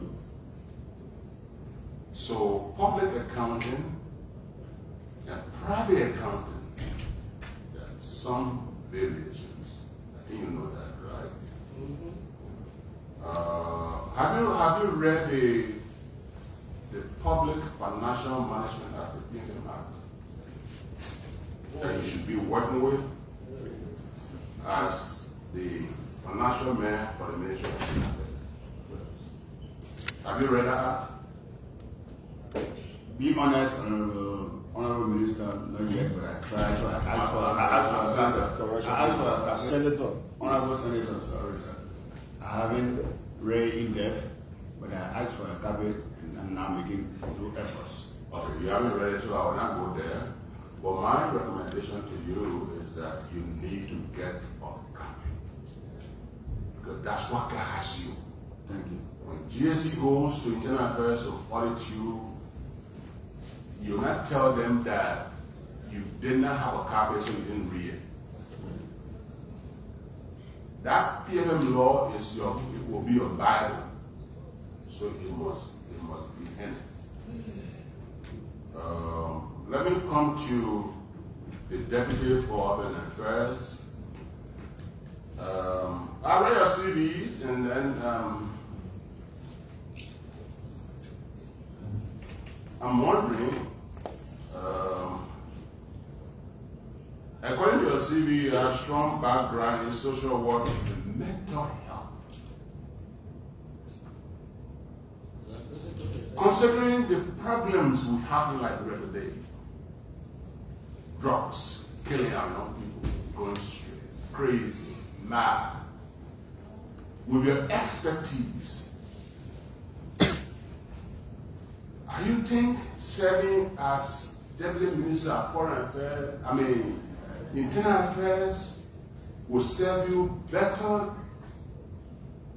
Do you think you are better placed or misplaced? If we should confirm you. I don't want to confirm you and then I feel guilty tomorrow. Well, I believe that with urban development, my minor, it helped me change lives. I was able to see like the most wealthy people in the United States who, whatever addiction, it might not even be substance abuse, but some of them had gambling addiction, some of them had sexual addiction, whatever addiction they had, they were over went way over their heads with their addiction and they lost everything. What actually made a difference in my life was to see them getting back. Because when people become, like, when they come from riches to rags, their own neighbors don't want them living in their communities anymore. And so we have to talk to developers to ensure that they get housing, and sometimes we have real pushback from the communities and all of those things. But we're able to see the changes in their lives by making them, finding them work, giving them benefits, and finding them home. I believe that with the way Liberia is rising, this overpopulation of the city of Monrovia, I can help in both capacities. I really can. I'm able to, help with the cities, making sure that I can give leeways and educate people about building rehab centers in our urban cities, making sure that our youth population is taken care of. I can do that as well as enhance our cities and our towns. So I think it goes hand in hand. I really think it does. Well, let's move on. I see that you live in New Jersey, the USA? Yes. When did you come to Liberia? When did you return to Liberia? I came back in February of this year when I was appointed as counsel, and then I went back for my daughter's graduation. I just went back recently for her going to grad school for 7 days, and I just came back. Telling this family, you only came back to Liberia to serve as a member of the city council. You left the USA. While you obtained master's degree, you came only to be a city council member at the City Corporation.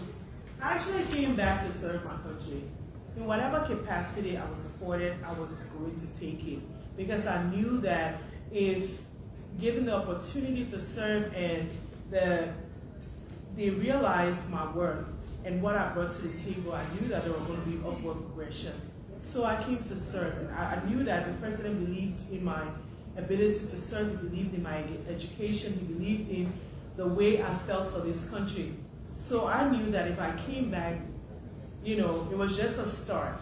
I knew there were going to be other open doors. That's why I took that position. Let me move on to, have you read the Local Government Act of 2018? Yes, I have. Actually, I will copy it. So can you summarize for me what exactly will you be doing? Well, if confirmed, I will work with the mayors, the governors, the commissioners, the chiefs, the elders. I will work with everyone, even the community dwellers. I know you'll be working with everybody, but specifically, Deputy Minister for Urban Affairs, that is your main task. My main task is to provide leadership, strategic direction for, the urbanization of our cities, our towns, provide oversight for the urban department, make sure that manage my staff members, make sure that our development agenda is primary. Urban, you're talking about the cities, right? Cities, towns, because we're working. This is the scope as to what my TOR talks about. That we have the geographical coverage that I will have is 15 counties, 141 cities. Some might be downgraded or upgraded. 244 townships, 129 districts, 240 chiefdoms, and 580 clans. So we'll be working with the leaders and sub-leaders of both. Man, move for your time. Yeah. All right. For time, I just run through the Local Government Act. There's a provision due to the multiplicity of cities, just as you said, 141. That few mistakes out of it, but let's assume it's right. There's a provision that says that upon passage of the act, the minister responsible for local government, after 7 years, will review the status of each city based on the criteria set in the Local Government Act to determine whether these cities meet the criteria. Cities that do not meet the criteria will be downgraded to town status. If confirmed, how do you intend to implement this provision in the law? By working with, like I said, by working with the mayors and the commissioners, because if we go, there are certain criteria for like a town or a city, the amount of people that are there, the kind of provision, like infrastructure that is there, and if they don't meet those requirements, we have to downgrade some of those towns or villages, towns or districts, cities. So if confirmed, I will meet with the mayors, the superintendents, and then we will talk and see what are those in-kind benefits that they need, what are some of the infrastructure problems that they are having, and if they don't meet with the human capacity, how many people are living in those areas, then we can upgrade or downgrade. So you know the implications, right? You're a social worker. Yes. You know that each city has certain number of employees. So it's not just one day you walk up to a city A and say, today you did not meet the criteria, so you are downgraded.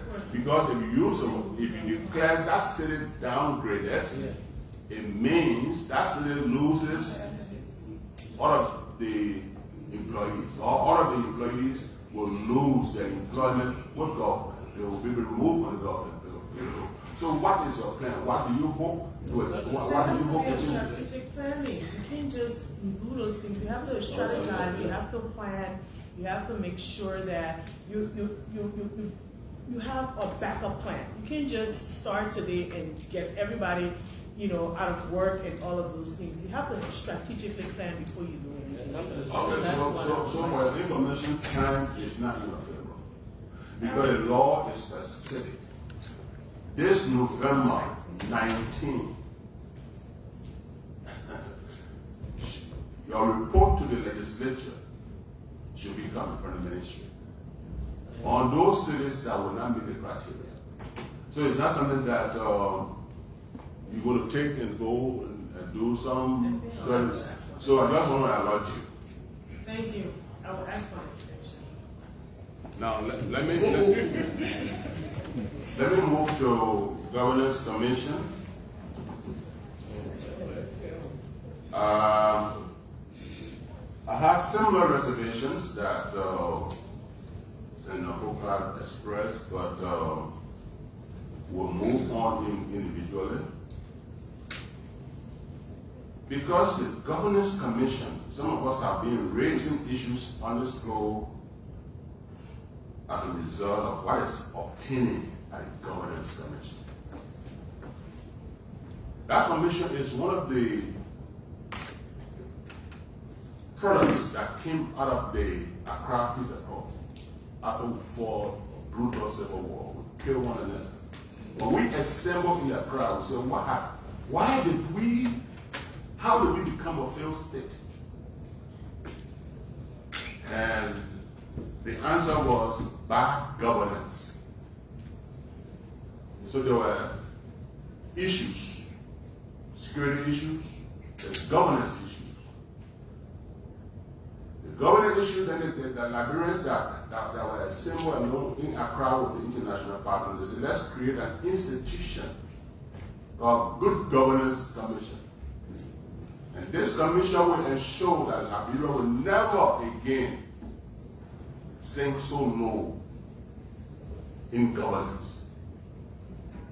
So this institution will be advising all stakeholders, advising the president and the executive, advising members of the legislature, recommending policies, legislations to advance the practice of good governance. And what the governance are about. And so, Kuka was right. We have the chairman, we have the acting chairman, and the acting vice chair. Since 2024, I've not come for confirmation. and you are coming for confirmation. That was the issue we raised it here. But those are issues we'll deal with in committee room. And so I'm going to deal with you individually because you came. So let me start with the few minutes and let it first, right? You start there for working? Yeah, immediately. In the Governance Commission Act, the Act states that there are 5 thematic areas. The chairman is assigned a team on a certain area.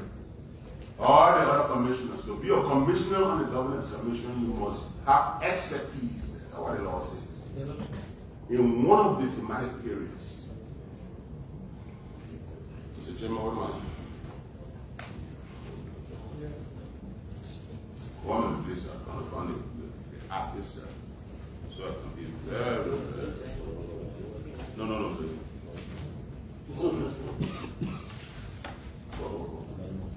No. Look at my eye. 1 minute, please. The thematic area, yeah, I have it. You have one for political and legal reforms, decentralization. One is public sector reforms, civic engagement, national identity, and national vision. 4, national integrity systems. 5, monitoring, evaluation, research, and publications. These are the thematic areas, and the law requires that anyone who is to head one of these areas must have the expertise for these areas. So I want to ask the 2 of you, looking at your CVs, your experience, how do you fit in the thematic areas that you are called to represent? Question. Thank you, Senator. So, for my thematic area, it has to do with civil engagement, national identity and inclusion, mandate, fits within my criteria and capacity. As my previous work with the civil society organization in Liberia, building a capacity on governance issue. So if you look at civil engagement in governance commission, their own responsibility in promoting citizenship and then a close relationship with the civil society organizations where they both meet and then support the government agenda.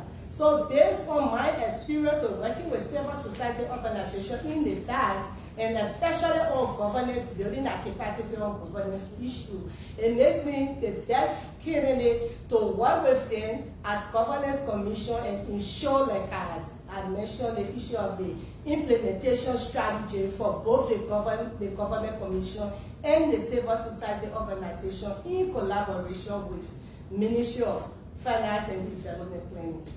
All right. So I have your CV here, and I have your certificates, your degrees. You have Bachelor of Science in Nursing. You have another certificate in nursing. You have a certificate from TNMA for professional nursing. You have another diploma for professional nurse. And the last but not the least, you have a master's in public health. So I'm reading all this to see how your training fits in your thematic area. Are you in place or misplaced? If confirmed. I am in place. Tell me. The whole section of Daba asked that question, but she asked it in a way to say, where is your passion? I'm not asking for your passion. I'm asking for your expertise in line with the act. The act says that this area you're going in, you must have expertise in terms of training and experience in that thematic area. That's why I want to know, how can I vote for you? You're a professional nurse. Most of your training, if not all, but most, 99.99% of your training in nursing, in health. Now you're going to governance issue. Governance. I'm a ranking member of this committee. How in my mind I will vote for a professional nurse to go in governance issue? That's why I'm thinking of when I read your CV. Your comments, please. Yes. So thank you for raising that comment. I know the essence of life is to progress. Where I started as a professional nurse, like you rightly said, that placed me in government for some 20 years ago where I worked as a bedside nurse. And then for the past 11 years, I've been out there with my public health experience, supporting the civil society organization, and also ensuring that I work with women and vulnerable people on research and a couple of work that I've done in Liberia. That placed me with the emphasis in community health. So community health, I'm not restricted to giving injections.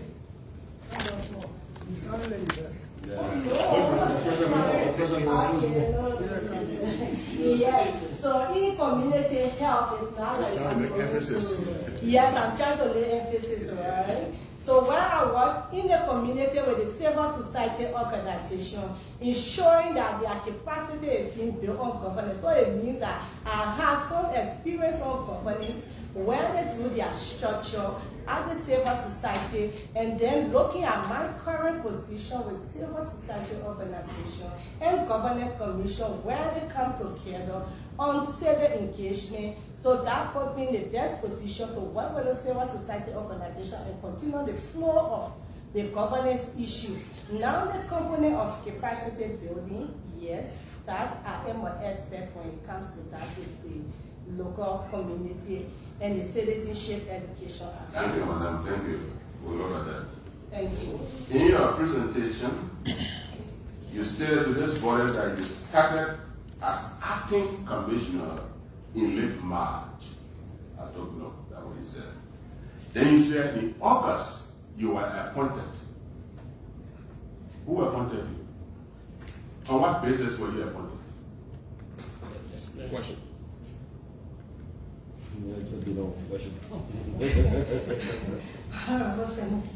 Thank you for that question.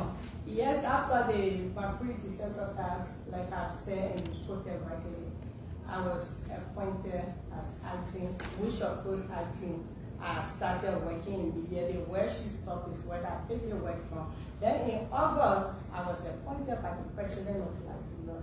Do you have copy of your appointment letter? No, please. No. Don't do that. Protect the man, please. Okay, sorry. Do you have copy of your appointment letter by the president? I was In August, the one in August, do you have a copy? I was nominated by the president in August.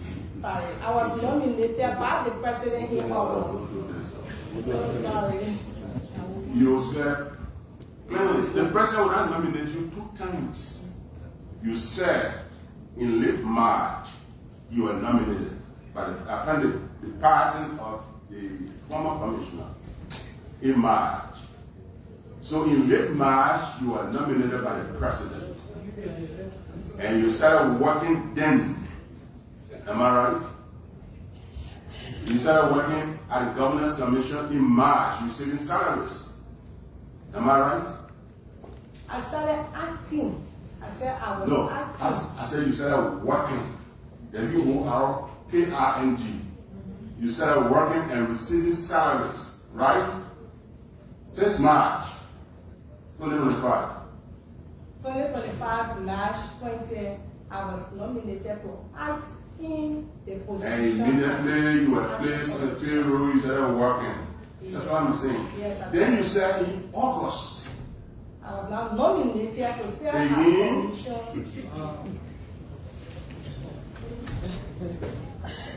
All right. Waiting for the third nomination. You know the reason why I'm doing this? I gave the history of Governance Commission. The place you are supposed to guide all of us, even we in the legislature.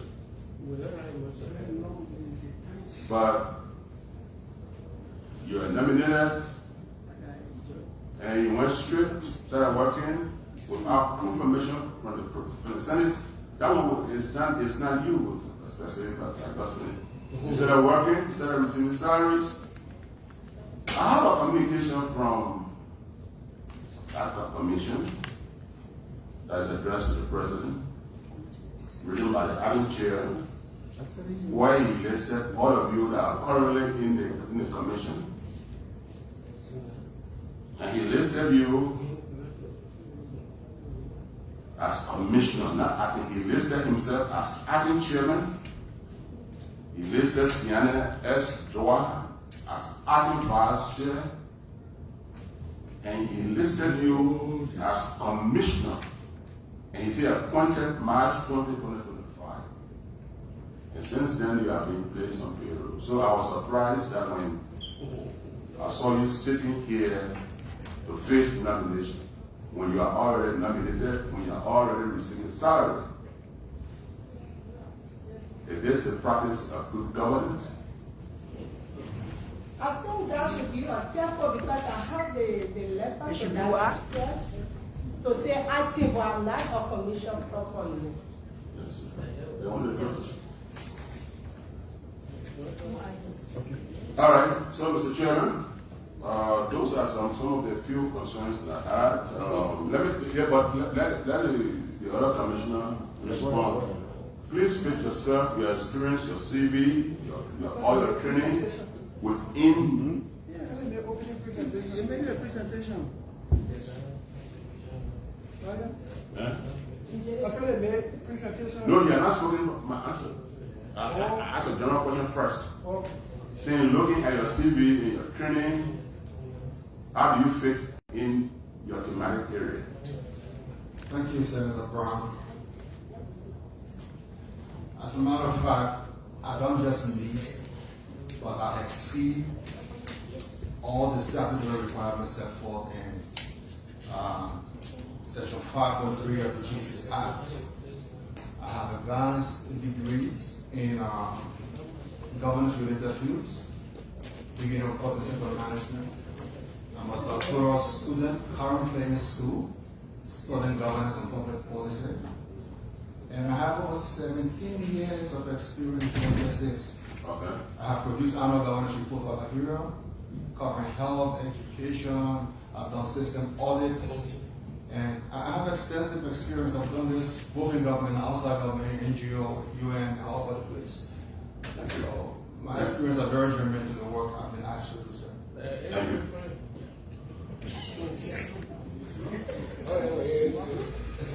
I listened to you and during your presentation, you briefly mentioned about the planning aspect of our country. When you talk about how the merger of the Ministry of Planning and Economic Affairs with that of the Ministry of Finance, for us, we should now have Ministry of Finance and Development. Planning, I listened to you that how it undermines our planning efforts. Am I right? Yeah. Right. And I share that view with you. We have several planning frameworks that really are not sustainable. Every government that comes in brings its own development agenda. The most recent government had the PROCO. Now is what? Arrest agenda. So let's assume after 2029 another government comes, they'll bring another agenda. So we are not moving anywhere. So I share that view. But what I want to do, if confirmed, because that is the work of the Governance Commission,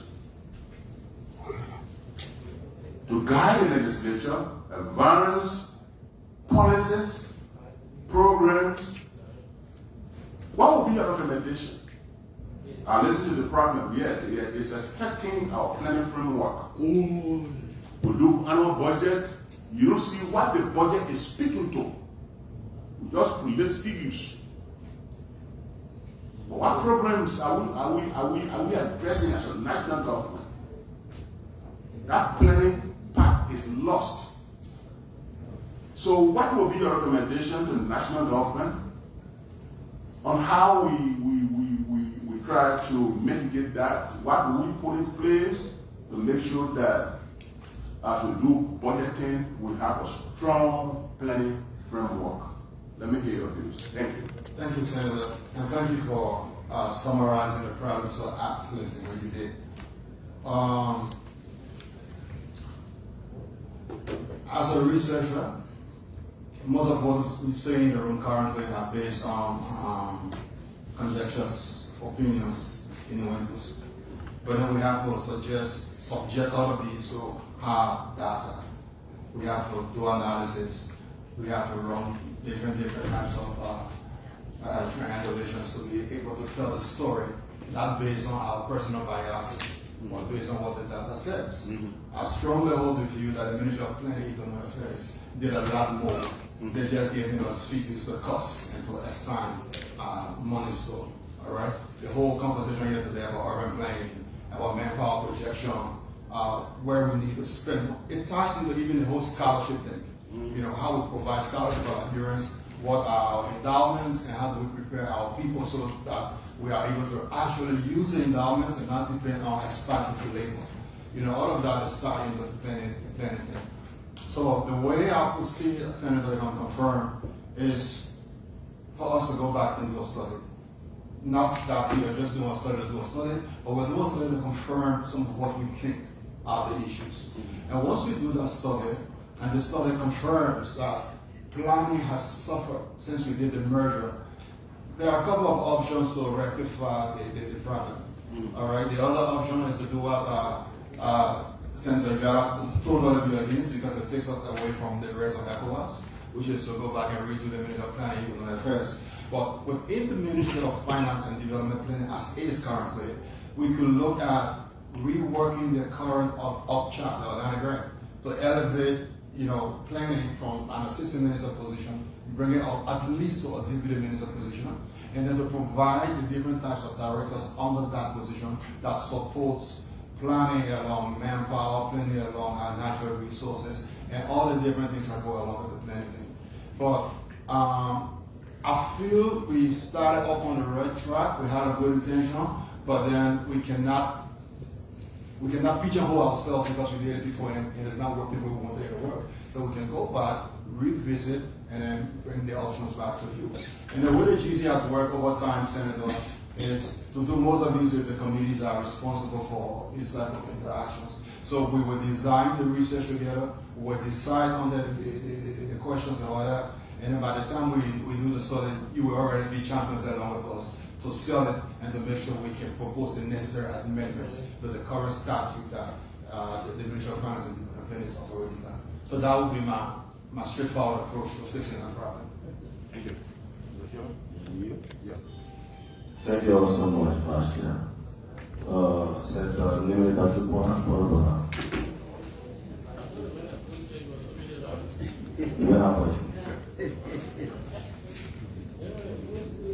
Thank you, Mr. Chairman. I really thought you and your co-chair were going to be the last. No, that's okay, definitely. All right. Nominee, first, let me congratulate you for your preferment to be nominated to this body for your vetting.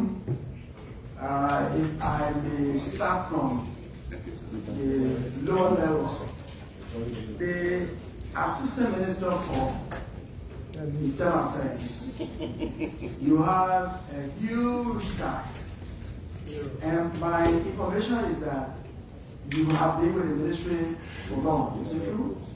Not so, sir. Or you are just going there? Okay. But you have a huge staff. That's huge in the sense that there are a lot of issues of people being dropped on the payroll with no reference, no information to them. Before you go, no commissioners are running up and down chiefs, leave the payroll, and the personnel or human resources turn up all the supervision. So sorry that you are just assuming the function without you are just going there. So I want you to be cognizant of that. You will really have a huge task. So to the public minister, could you really tell me the scope of your work? Well, the scope of my overall duty will be to provide leadership for the urban department, to, Urban department entails what? It entails Assistant Minister for Urban Affairs, directors and assistant directors that will be under us, and other departments that will be within the urban department. Now the people that control you, what the work entails? The work entails making sure that our cities, our towns, our districts have facelift. They are livable. Urban cities? Yes. When we talk about urban cities, what do you mean? Cities that have electricity, cities that have schools, cities that have hospitals, all the in-kind benefits that people are enjoying in Monrovia that attract people there. Okay, so your control, your responsibility is not only Monrovia City. No, not at all. Right, I hope you are mindful of that. Very mindful. Yeah. Have you been in the ministry? Huh? Some time now? No, I haven't taken over. Oh, you come from out? Yes. Just going there? Yes. Oh, okay. So, sorry. No. I really, please, there was, in the past, all of the cities, when we talk about cities, we're talking about the major ones, the capital cities of counties, and Monrovia City, P3, those ones have budgetary appropriation. The budgetary appropriation of an institution normally originates from the institution itself. The way you think you are to do your work. So, if you go there, sorry, the budget process is on, because in the past, all of the county cities used to get appropriations. But I did not see it in the last year. So you have to really advocate for it. Yeah, because the budget originates from the executive.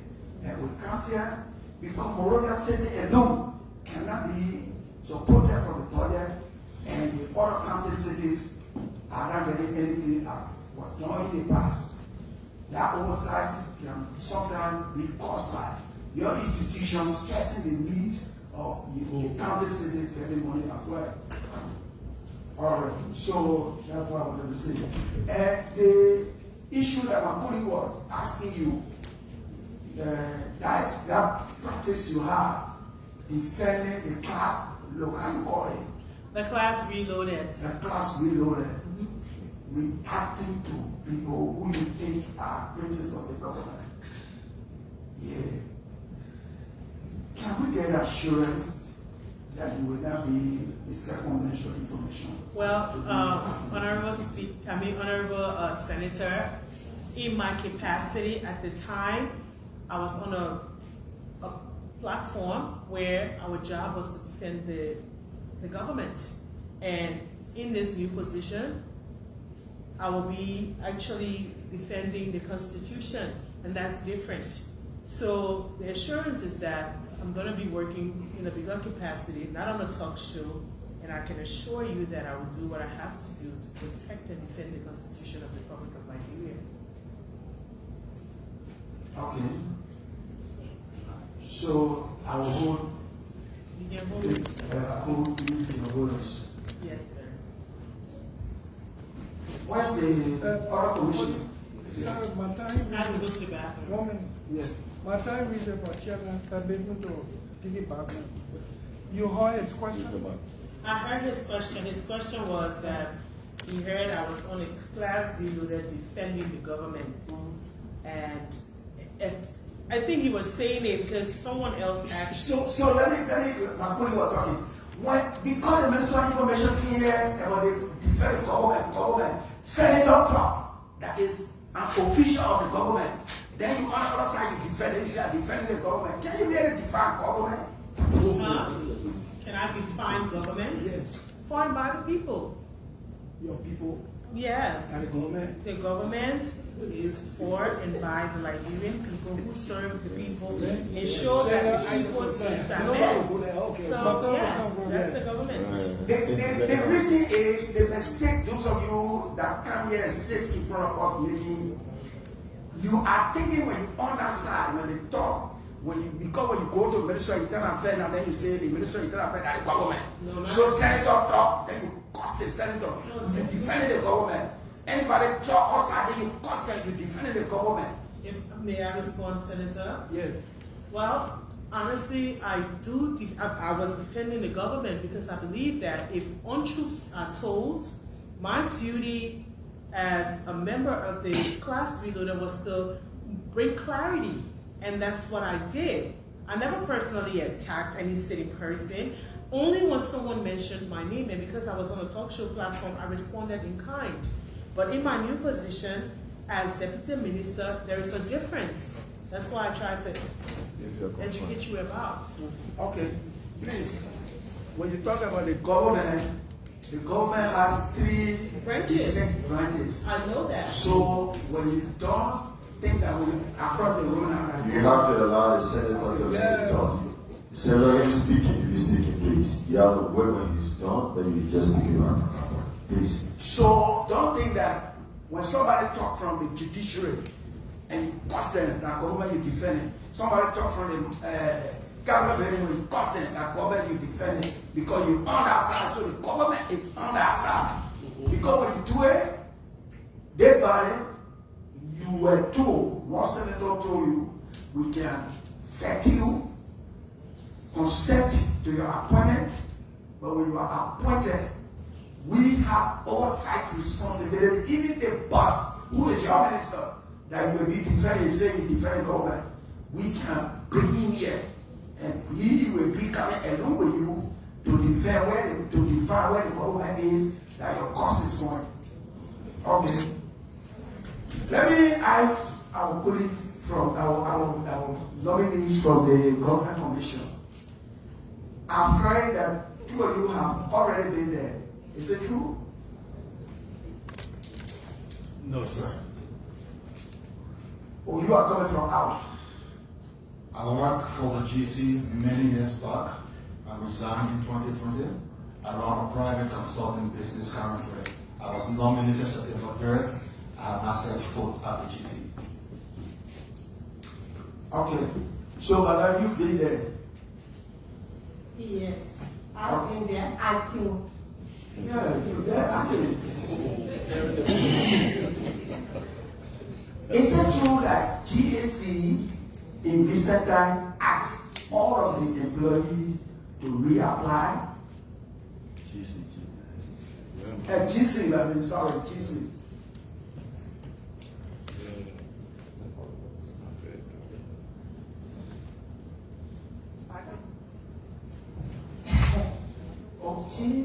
GAC or GC.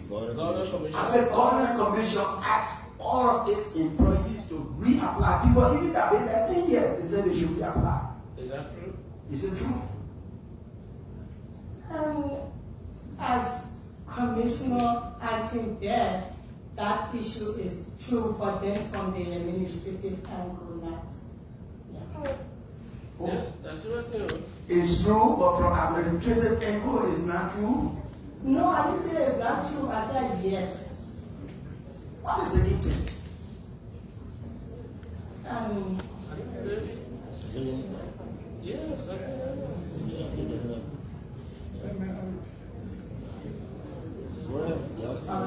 Yes, so when I joined the GC, they are got nominated to act as Commissioner for Civil Engagement after my predecessor death.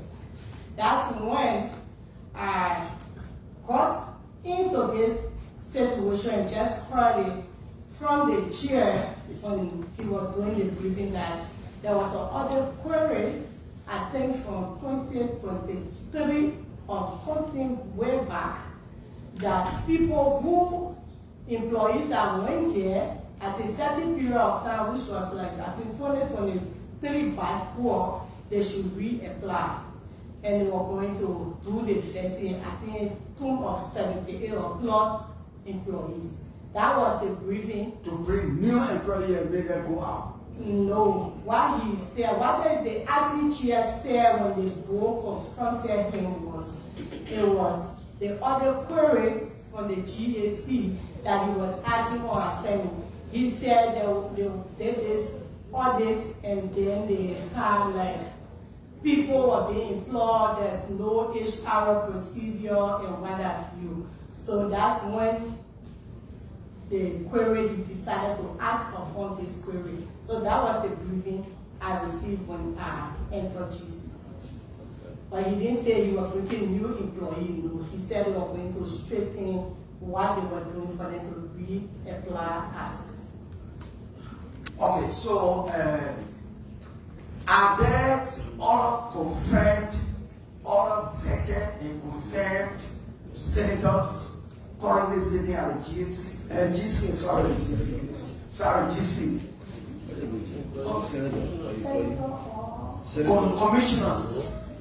confirmed commissioners sitting at GC currently? Yes. That you are going to approve? Yes, they have one commissioner there who is confirmed for monitoring and evaluation. Okay, and so when you go there now, if maybe at the end of this process you certify, then it will be 3 confirmed commissioners. Yes, please. Okay, and the other 2 are there. Okay, you know about that. What is your own? Let me ask you. Senator, just to take into consideration of time, we started at 1 and we. And you see that you are your boss, and where your colleague also. Just to inform that we want to close by 3 getting between them, please. Thank you. You, the commissioners, you are going to provide guidance to our governance system. 2 of you, how do you really look at our governance system in the country? How do you look at the current governance system? If you were to rate. Senator, the question is a very big one. You know, like you trying to describe for us how the governance encompasses all these. Okay, let me reduce it. Please. Let me reduce it. Like you were asked about the Ministry of Finance and Development Planning. If you were to do a comparative analysis, what would be your own analysis?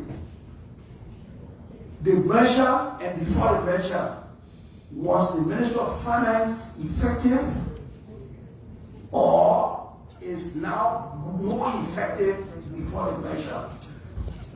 What would you prefer? Would you prefer that the 2 institutions work separately or merge? Yeah, all sustained. All sustained. Yeah, go ahead. Yeah, man. Yeah, go ahead with your I think my points are falling into order so that we test the ability and the competence of the nominees and not to ask them opinion with their questions. I think it is his opinion you're asking about. So that's my order. I think your other sustained. Let's stay within the confine of it. Okay, please. So, are you saying his expertise in guiding the governance system of this country It's not one of the requirements. You're asking for an opinion whether it was good or not to merge or... I want you to get a comparative analysis. But how does it fit his competence? That you were not the one that just aggregated and dissolved the Ministry of Planning, and you voted for that. So how does it help you for your opinion? You all have been sustained, so please go ahead. I mean, the distinguished senator successfully interrupted.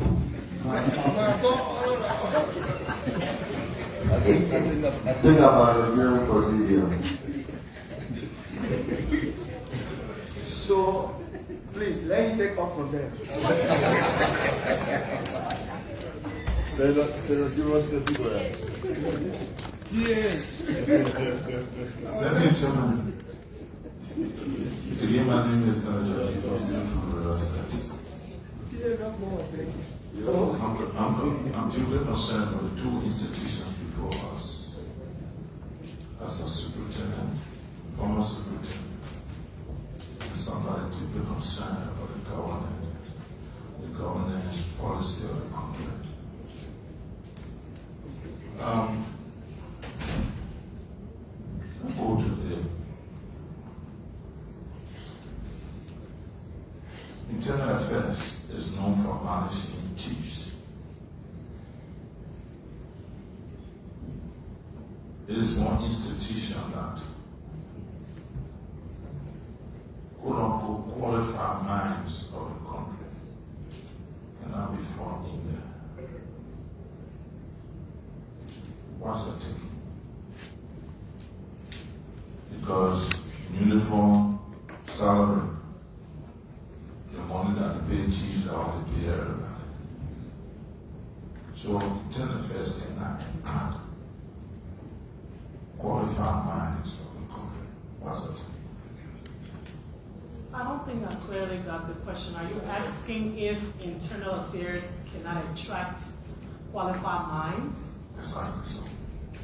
Well, they attracted me, so I'm not sure. Because it is known for managing chiefs.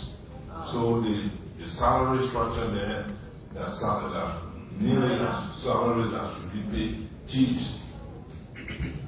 Well, Senator, I believe that maybe there should be an overhaul of, the pay, variations, but I did see, ministers and deputy ministers with equivalent education or even higher that met me, and welcomed me to the entity. So I do believe that we also, like I was saying, our geographical coverage is 15 counties, 141 cities, 244 townships, and 129 districts, 240 chiefdoms, and 580 clans. So of course, I think within the counties, Why salary structure? That's what I'm saying. Maybe not improve. It should improve, and that's something that the minister and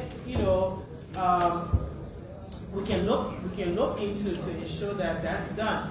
But I do not agree with the fact that we cannot attract brilliant minds. The organization that we are going to have. Yeah. What's your thinking about the selective treatment of county capitals?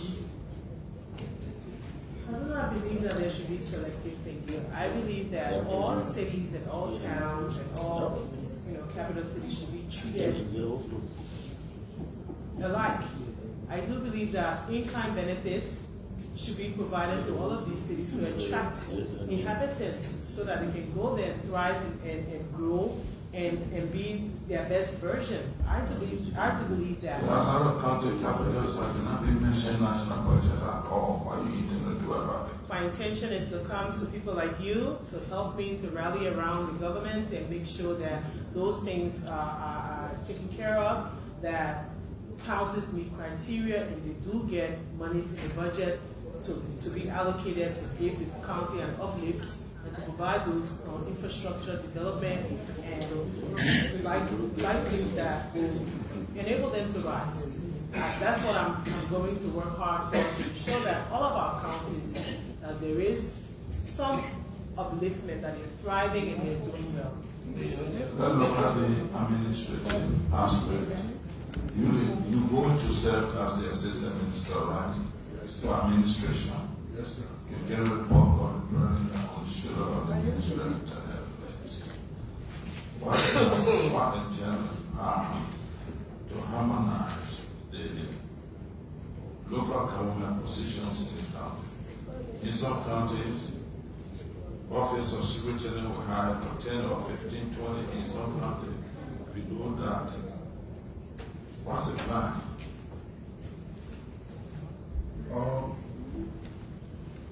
Honorable Senator, I will just share with you this information I just gathered. Immediately after my nomination, I did touch base with some my colleagues or some institution.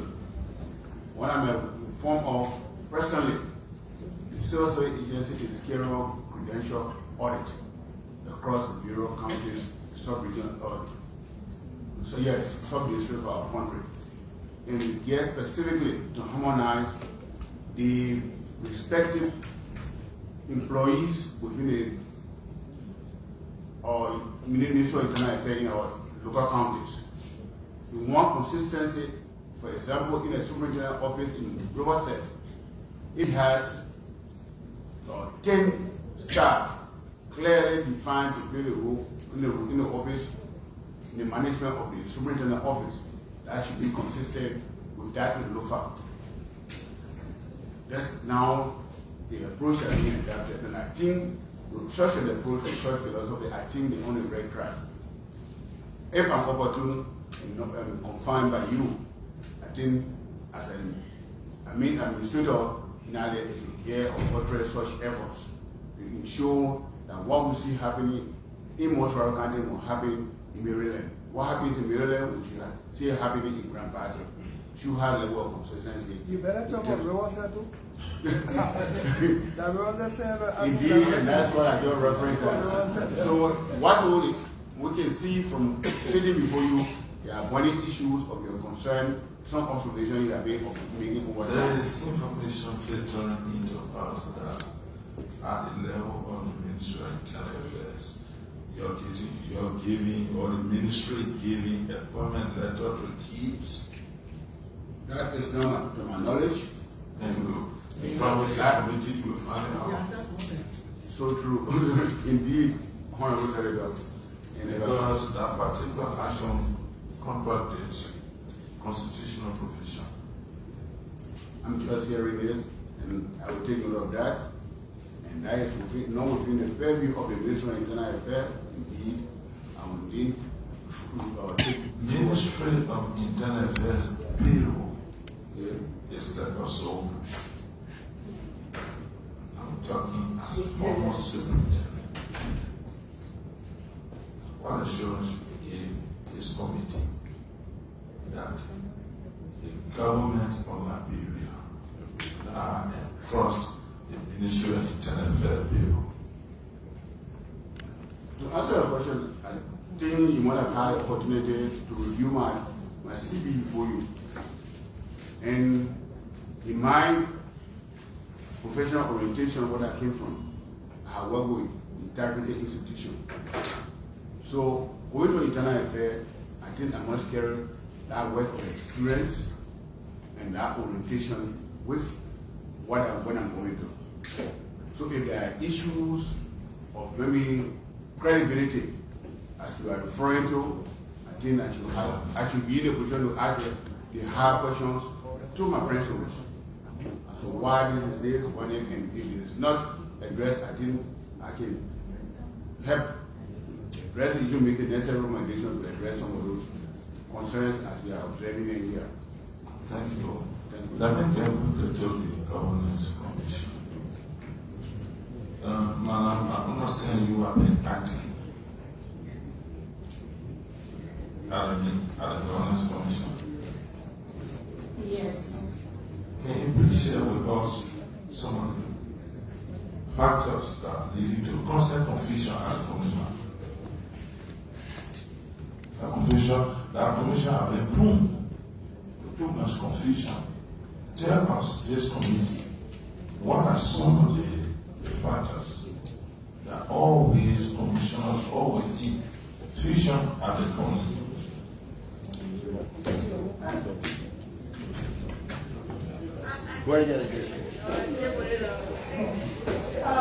Mr. Senator, thank you for that question, Honorable.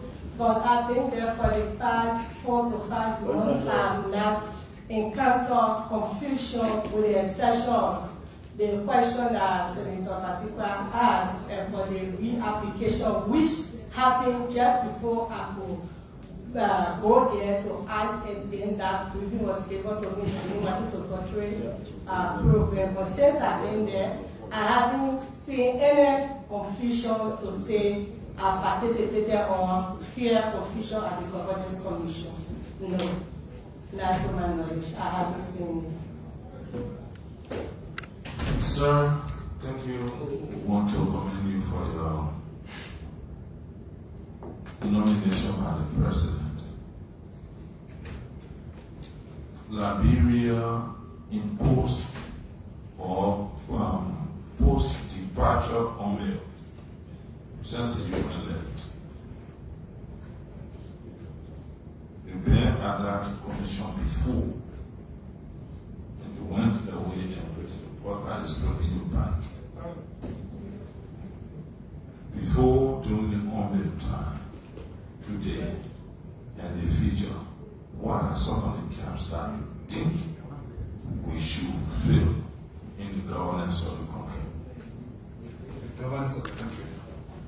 I think we should firstly begin by staying true to our laws. We should treat them like they really matter. We should get away from having people who are bigger than legislations.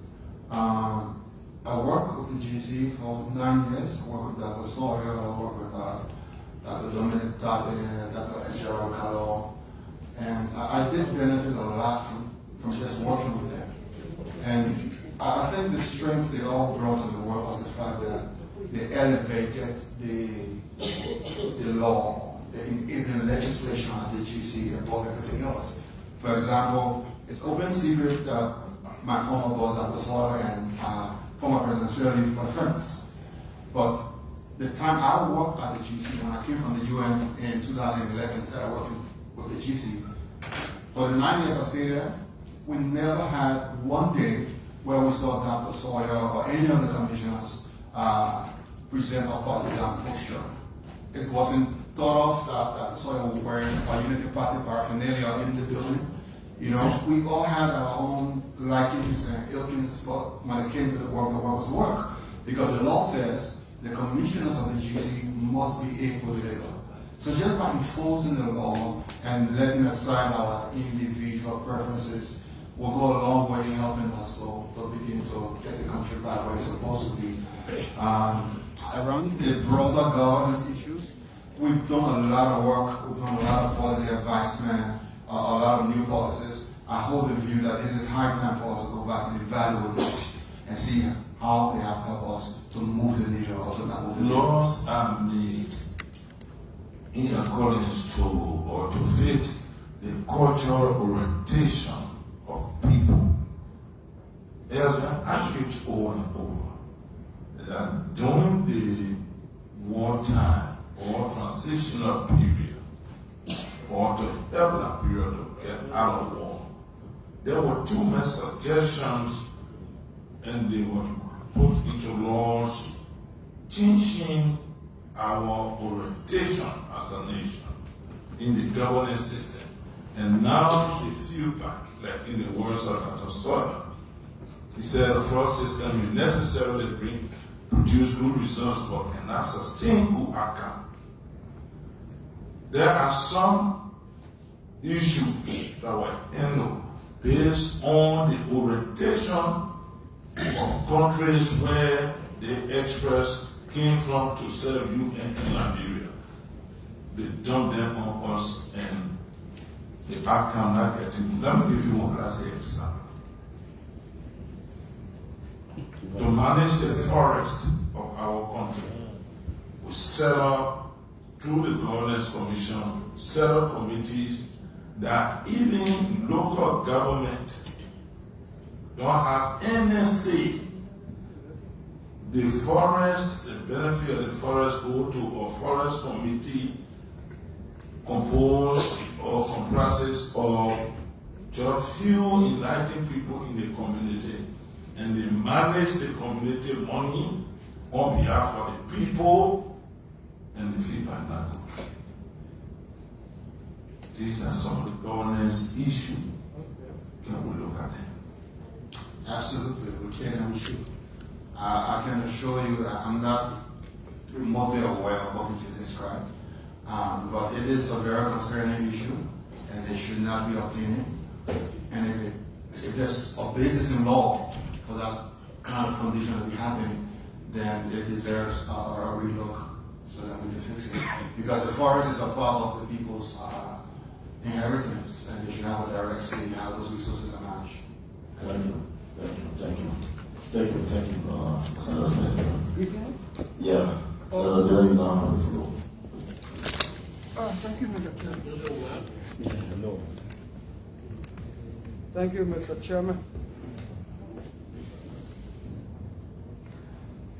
I got some few pointed questions.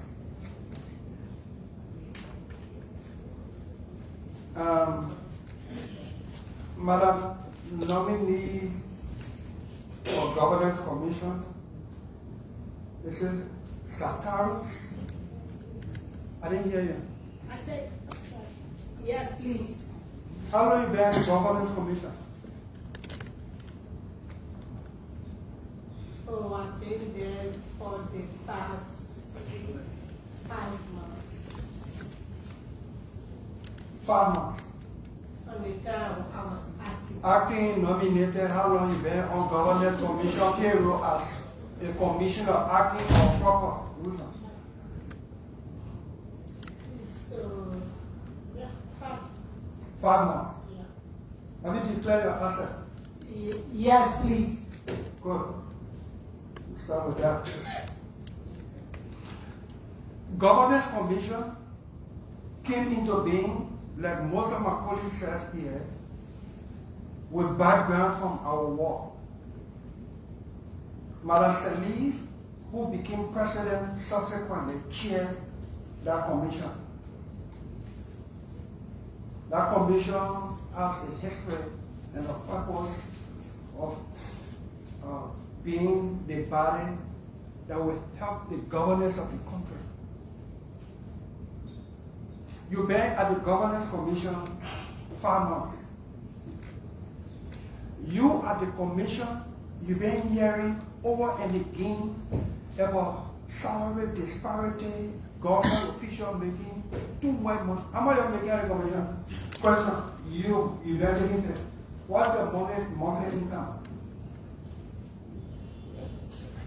My monthly income as a net salary is 3,000.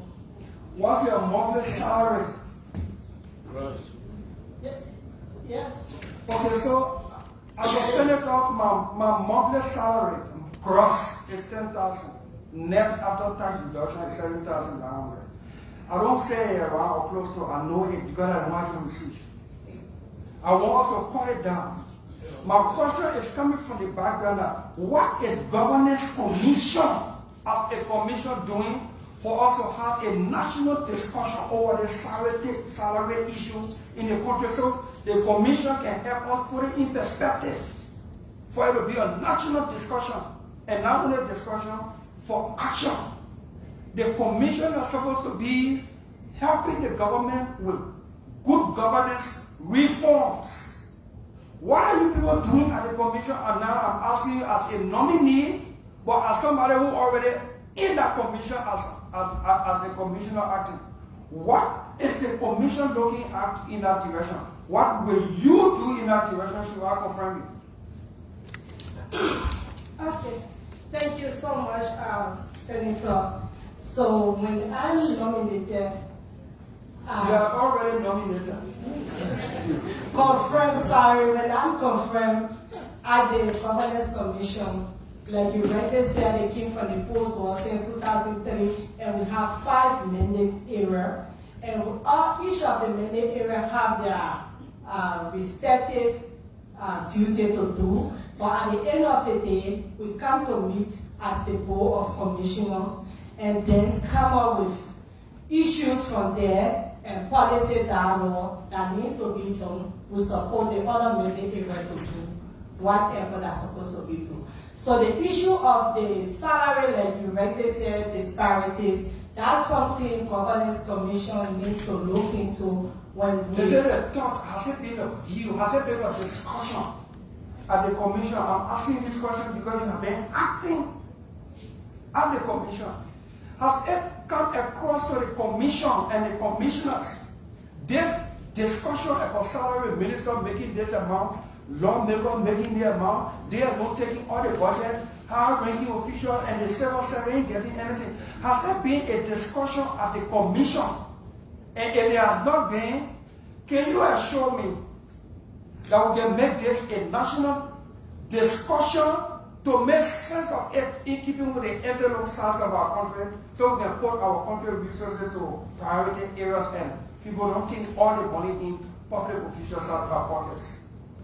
I can promise you and make that commitment. Henceforth, once I'm confirmed, I will be the first to introduce that during the next full setting for it to come to our hearing. There are things we've been talking about the government, but they are not being specific to say we're discussing salary issue. Yeah, but the referee, they have a referee to make himself record. Unless the match commissioner review the VR tape and say referee, they are. We who the public official who have the authority to take the action, salary issue is not a topic in our mouths. It should be. And the Governance Commission at least can drive this. I just wanted to hammer this for you. If I should give you my vote, and the both of you as president for the Governance Commission, the both of you, that means you will be 2 commissioners from this hearing to go to the Governance Commission for us to have a national discussion on this issue, so we can put it into proper perspective and make sense of it, so that we, the public official, can make, in keeping with the national envelope, reasonable income, so that the public resource can be directed to other priority areas. I wanted to make this point because I'm dealing with Governance Commission. Mr. Chairman, we'll be making the case that no commissioner nominated, not only at the Governance Commission, no public official nominated by the president when the legislature is on break will continue acting without the Senate confirmation as required by law when the legislature is in session and we are in session. So if any commissioner at the commission is sitting there and acting without Senate confirmation, that person should stop today. Governance, good governance must start with Governance Commission.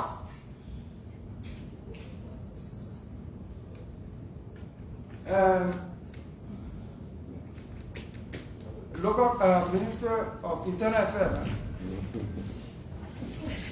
we passed, in keeping with the President's vision, we passed the Local Government Act. Technically, we should not have Minister of Internal Affairs. We should not be transitioning to local government. The Minister of Internal Affairs should be Minister of Local Government. That is the vision of the President of Liberia under the rescue government, and the legislature aided that vision by passing the act to dissolve Internal Affairs to transition into Minister of Local Government. And in that act, we said that no official of the Ministry of Internal Affairs will transition to the Ministry of Local Government unless unless the president nominates you to the new Ministry of Local Government. The Ministry of Internal Affairs should be dissolved 6 months after we pass that into law. It's more than 6 months. So we transition into a Ministry of Local Government. So if we transition tomorrow, it means all of you who here, if we confirm you today, you are minister for 1 month. And the president didn't fit to re-nominate you, then coming back for confirmation. Are you aware that we are transitioning from Ministry of Internal Affairs to Ministry of Local Government? And that if we confirm you today, there's a very likelihood that you will be minister or deputy minister for 2 or 3 days. Do you want a job? Question. Noted. Answer noted.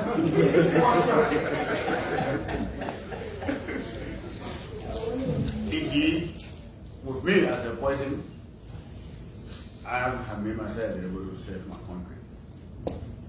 Skills I have, especially I have, my country still need. So, what's your transition you want to make? If the president want to make it, he still see a need. Like, he still need to play a role in this government. Indeed, yes. Yes, sir. Let us try to be brief here. Yes, sir.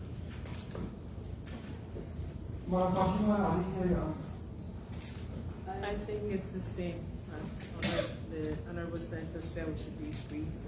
I think You said microphone. I'm sorry. I think we serve at the will and pleasure of the President. I believe that it's an honor for him to nominate us and nominate me in particular. And so I believe that even if it's for a short while, if the President nominates me, I believe it's an honor and I will accept if confirmed. Should we confirm you will be Deputy Minister for Corporate Affairs? Yes, sir. We have an Assistant Minister for Corporate Affairs. Yes, sir. He's Mark Jabata. Yes, sir. Good. Urban Affairs deals with the city government. The city government, the city hall, Peaceville, all this, they are under the Ministry of Internal Affairs, under Urban Affairs. Yes, sir. Correct? Yes, sir. Should we confirm you will have supervision and control over this city government, correct? Yes, sir. You currently at the Memorial City Corporation. Yes, sir. They said the daddy. Then we send you to go supervise the daddy city. Sir, Honorable Senator, it is true that we're having some logistical difficulties in the city. We met the city with only 2 working vehicles. I actually advocated to the President to give us a pickup truck. So we are really suffering in the city, where we just made some proposals that the council's taking to the President to try to enhance that, so we can get some logistics, so we can be able to do the work. What's the budget of the city corporation, Memorial City Corporation? Not only the budget, Honorable Speaker, Honorable Senator, not only the budget, we have substitution, we have the World Bank and all the aids coming in. Government's budget for city corporation, Memorial City. For Memorial City Corporation, I think the mayor said the budget was at 1.5 million last budget. He said it was something that could not even move the city. Memorial City Corporation budget this year, how much is it? I think, I don't know yet. You are a councilwoman at the city corporation. Yes, sir. And anytime we say the city daddy, the first thing they can say, no money. You are a city councilwoman at the city corporation. What is the budget that we pass for city corporation this year? 2025. 2025, the mayor said it was 1.5 million. The mayor said you know the city council. The council of the city government is the legislature of the city government. Don't just take the mayor's word for it. You as a sitting council member, what is your knowledge of the budget that we pass? Because if your first defense is money, no money, then you need to know how much we put in the budget to determine whether it's plenty or not. Well, 1.5 million. From what the mayor said or from what you know? Because open the budget. I guess. Everything in the country looks in the legislature and not making budgetary support. Anytime entities and people come here, I like to make it to open the budget so people understand that we're giving budgetary support. If the foreign minister maybe is not finding the money to give it, then maybe what we put on the paper is on the paper. In actuality, you're not getting it. And we will not know if you are not getting what we put on the paper unless you tell us. Yes. So how much do we pay for certain corporation this year? 2025. I'm not talking about 2024, I know what. So, can I get back to you with that? Because I was focused on Ministry of Internal Affairs. All I know, I don't know if it's for budgetary year of 2024 or 2025, was 1.5 million. So I can get back to you with regards to that. Please, sir. Okay, so I'll talk about the urban affairs position and the structure. The assistant minister for urban affairs did a video to show how dirty it is. And I thought you were asking the president to sack him. If I were the president, I would sack the assistant minister, he's my good friend. Maybe he forget that he got supervision over that area. You are reporting yourself to say, Mr. President, I'm grossly incompetent. I can't provide oversight over city law because I'm the assistant minister for urban affairs, and there's certain people are working. And when you're reporting yourself, you should know that you will be deputy minister for urban affairs. Deputy Minister for Urban Affairs. You came before the Senate for confirmation. Did you bring us a written, scripted vision of what you seek to do in that position for the cities across the country, the urban areas? What is the written vision so we can put it on our file and start using it to track your performance? Okay, Senator, the reason why I did not bring an actual vision to you, only a written statement, was because the urban minister who resigned, I did not know where she ended, because I did not go to the entity to actually meet with her. I'm supposed to meet with her tomorrow so we can have a discussion as to where she stopped, what entities she engaged, where, what scope. Nominee, the president nominated you more than a month ago. What's your vision for the position? My vision is to uplift all of the What's the states. scripted version? Because what you see, I won't put it on file so I can track your performance. I'll present it to you on a vision. Mr. Chair, are you? And we'll be awaiting that document. Sorry. I wanted you to be clear when my colleague, Senator Matikwa, asked you about your role on Slam Bureau. Did you come across that after your confirmation you won't go on Slam Bureau regularly? Is that what I heard? Is that what you're suggesting? Because you need to be clear. I don't think that's what I'm suggesting. I think the honorable senators were under the yes, but not in that. No, wait, honorable. Let me just clarify. I think it was misconstrued that I was insultive to people. I do not. First of all, with my cultural background and the way I was raised, I don't insult. I just feel that. I speak VAR and I no, but in all fairness, I just believe that he who comes with equity comes with clean hands. If you're accusing someone of something and you have no proof, I like to try at that, in the capacity that I was serving, I like for you to try to shoot on the other foot. We were on a platform where we were here to present the case of the government and the country, and you have varied opinions are welcomed, but the truth also matters. So when someone spoke ill of me, I would never attack anyone. I never go after anyone unless they share something. Yes, sir. So you will remain on class bureau? Yes.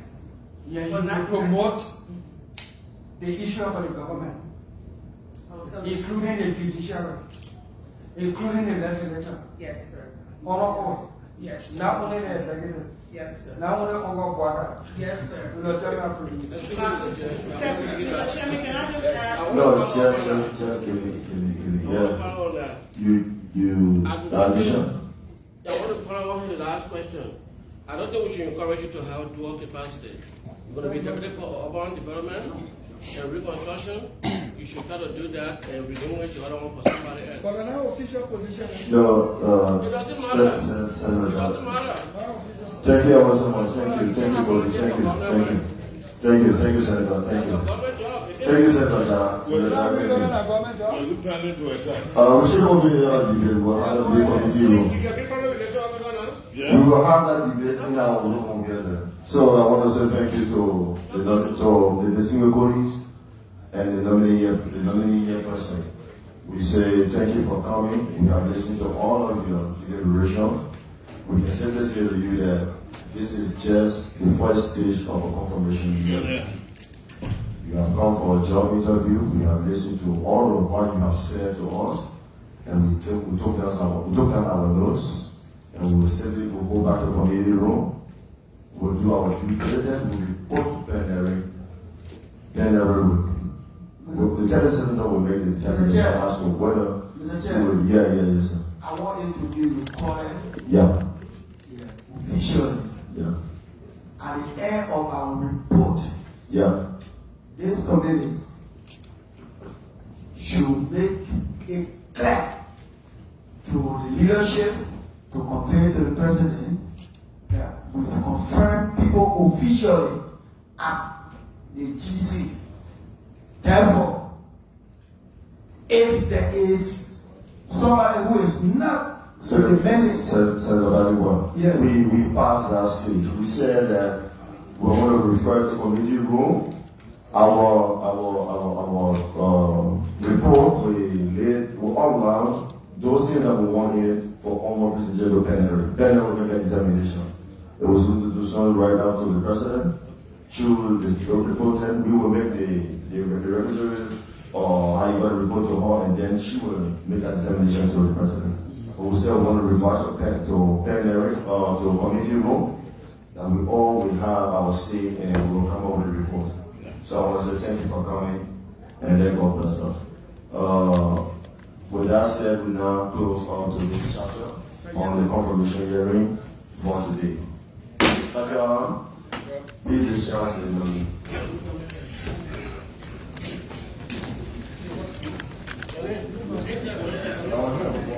They said tomorrow.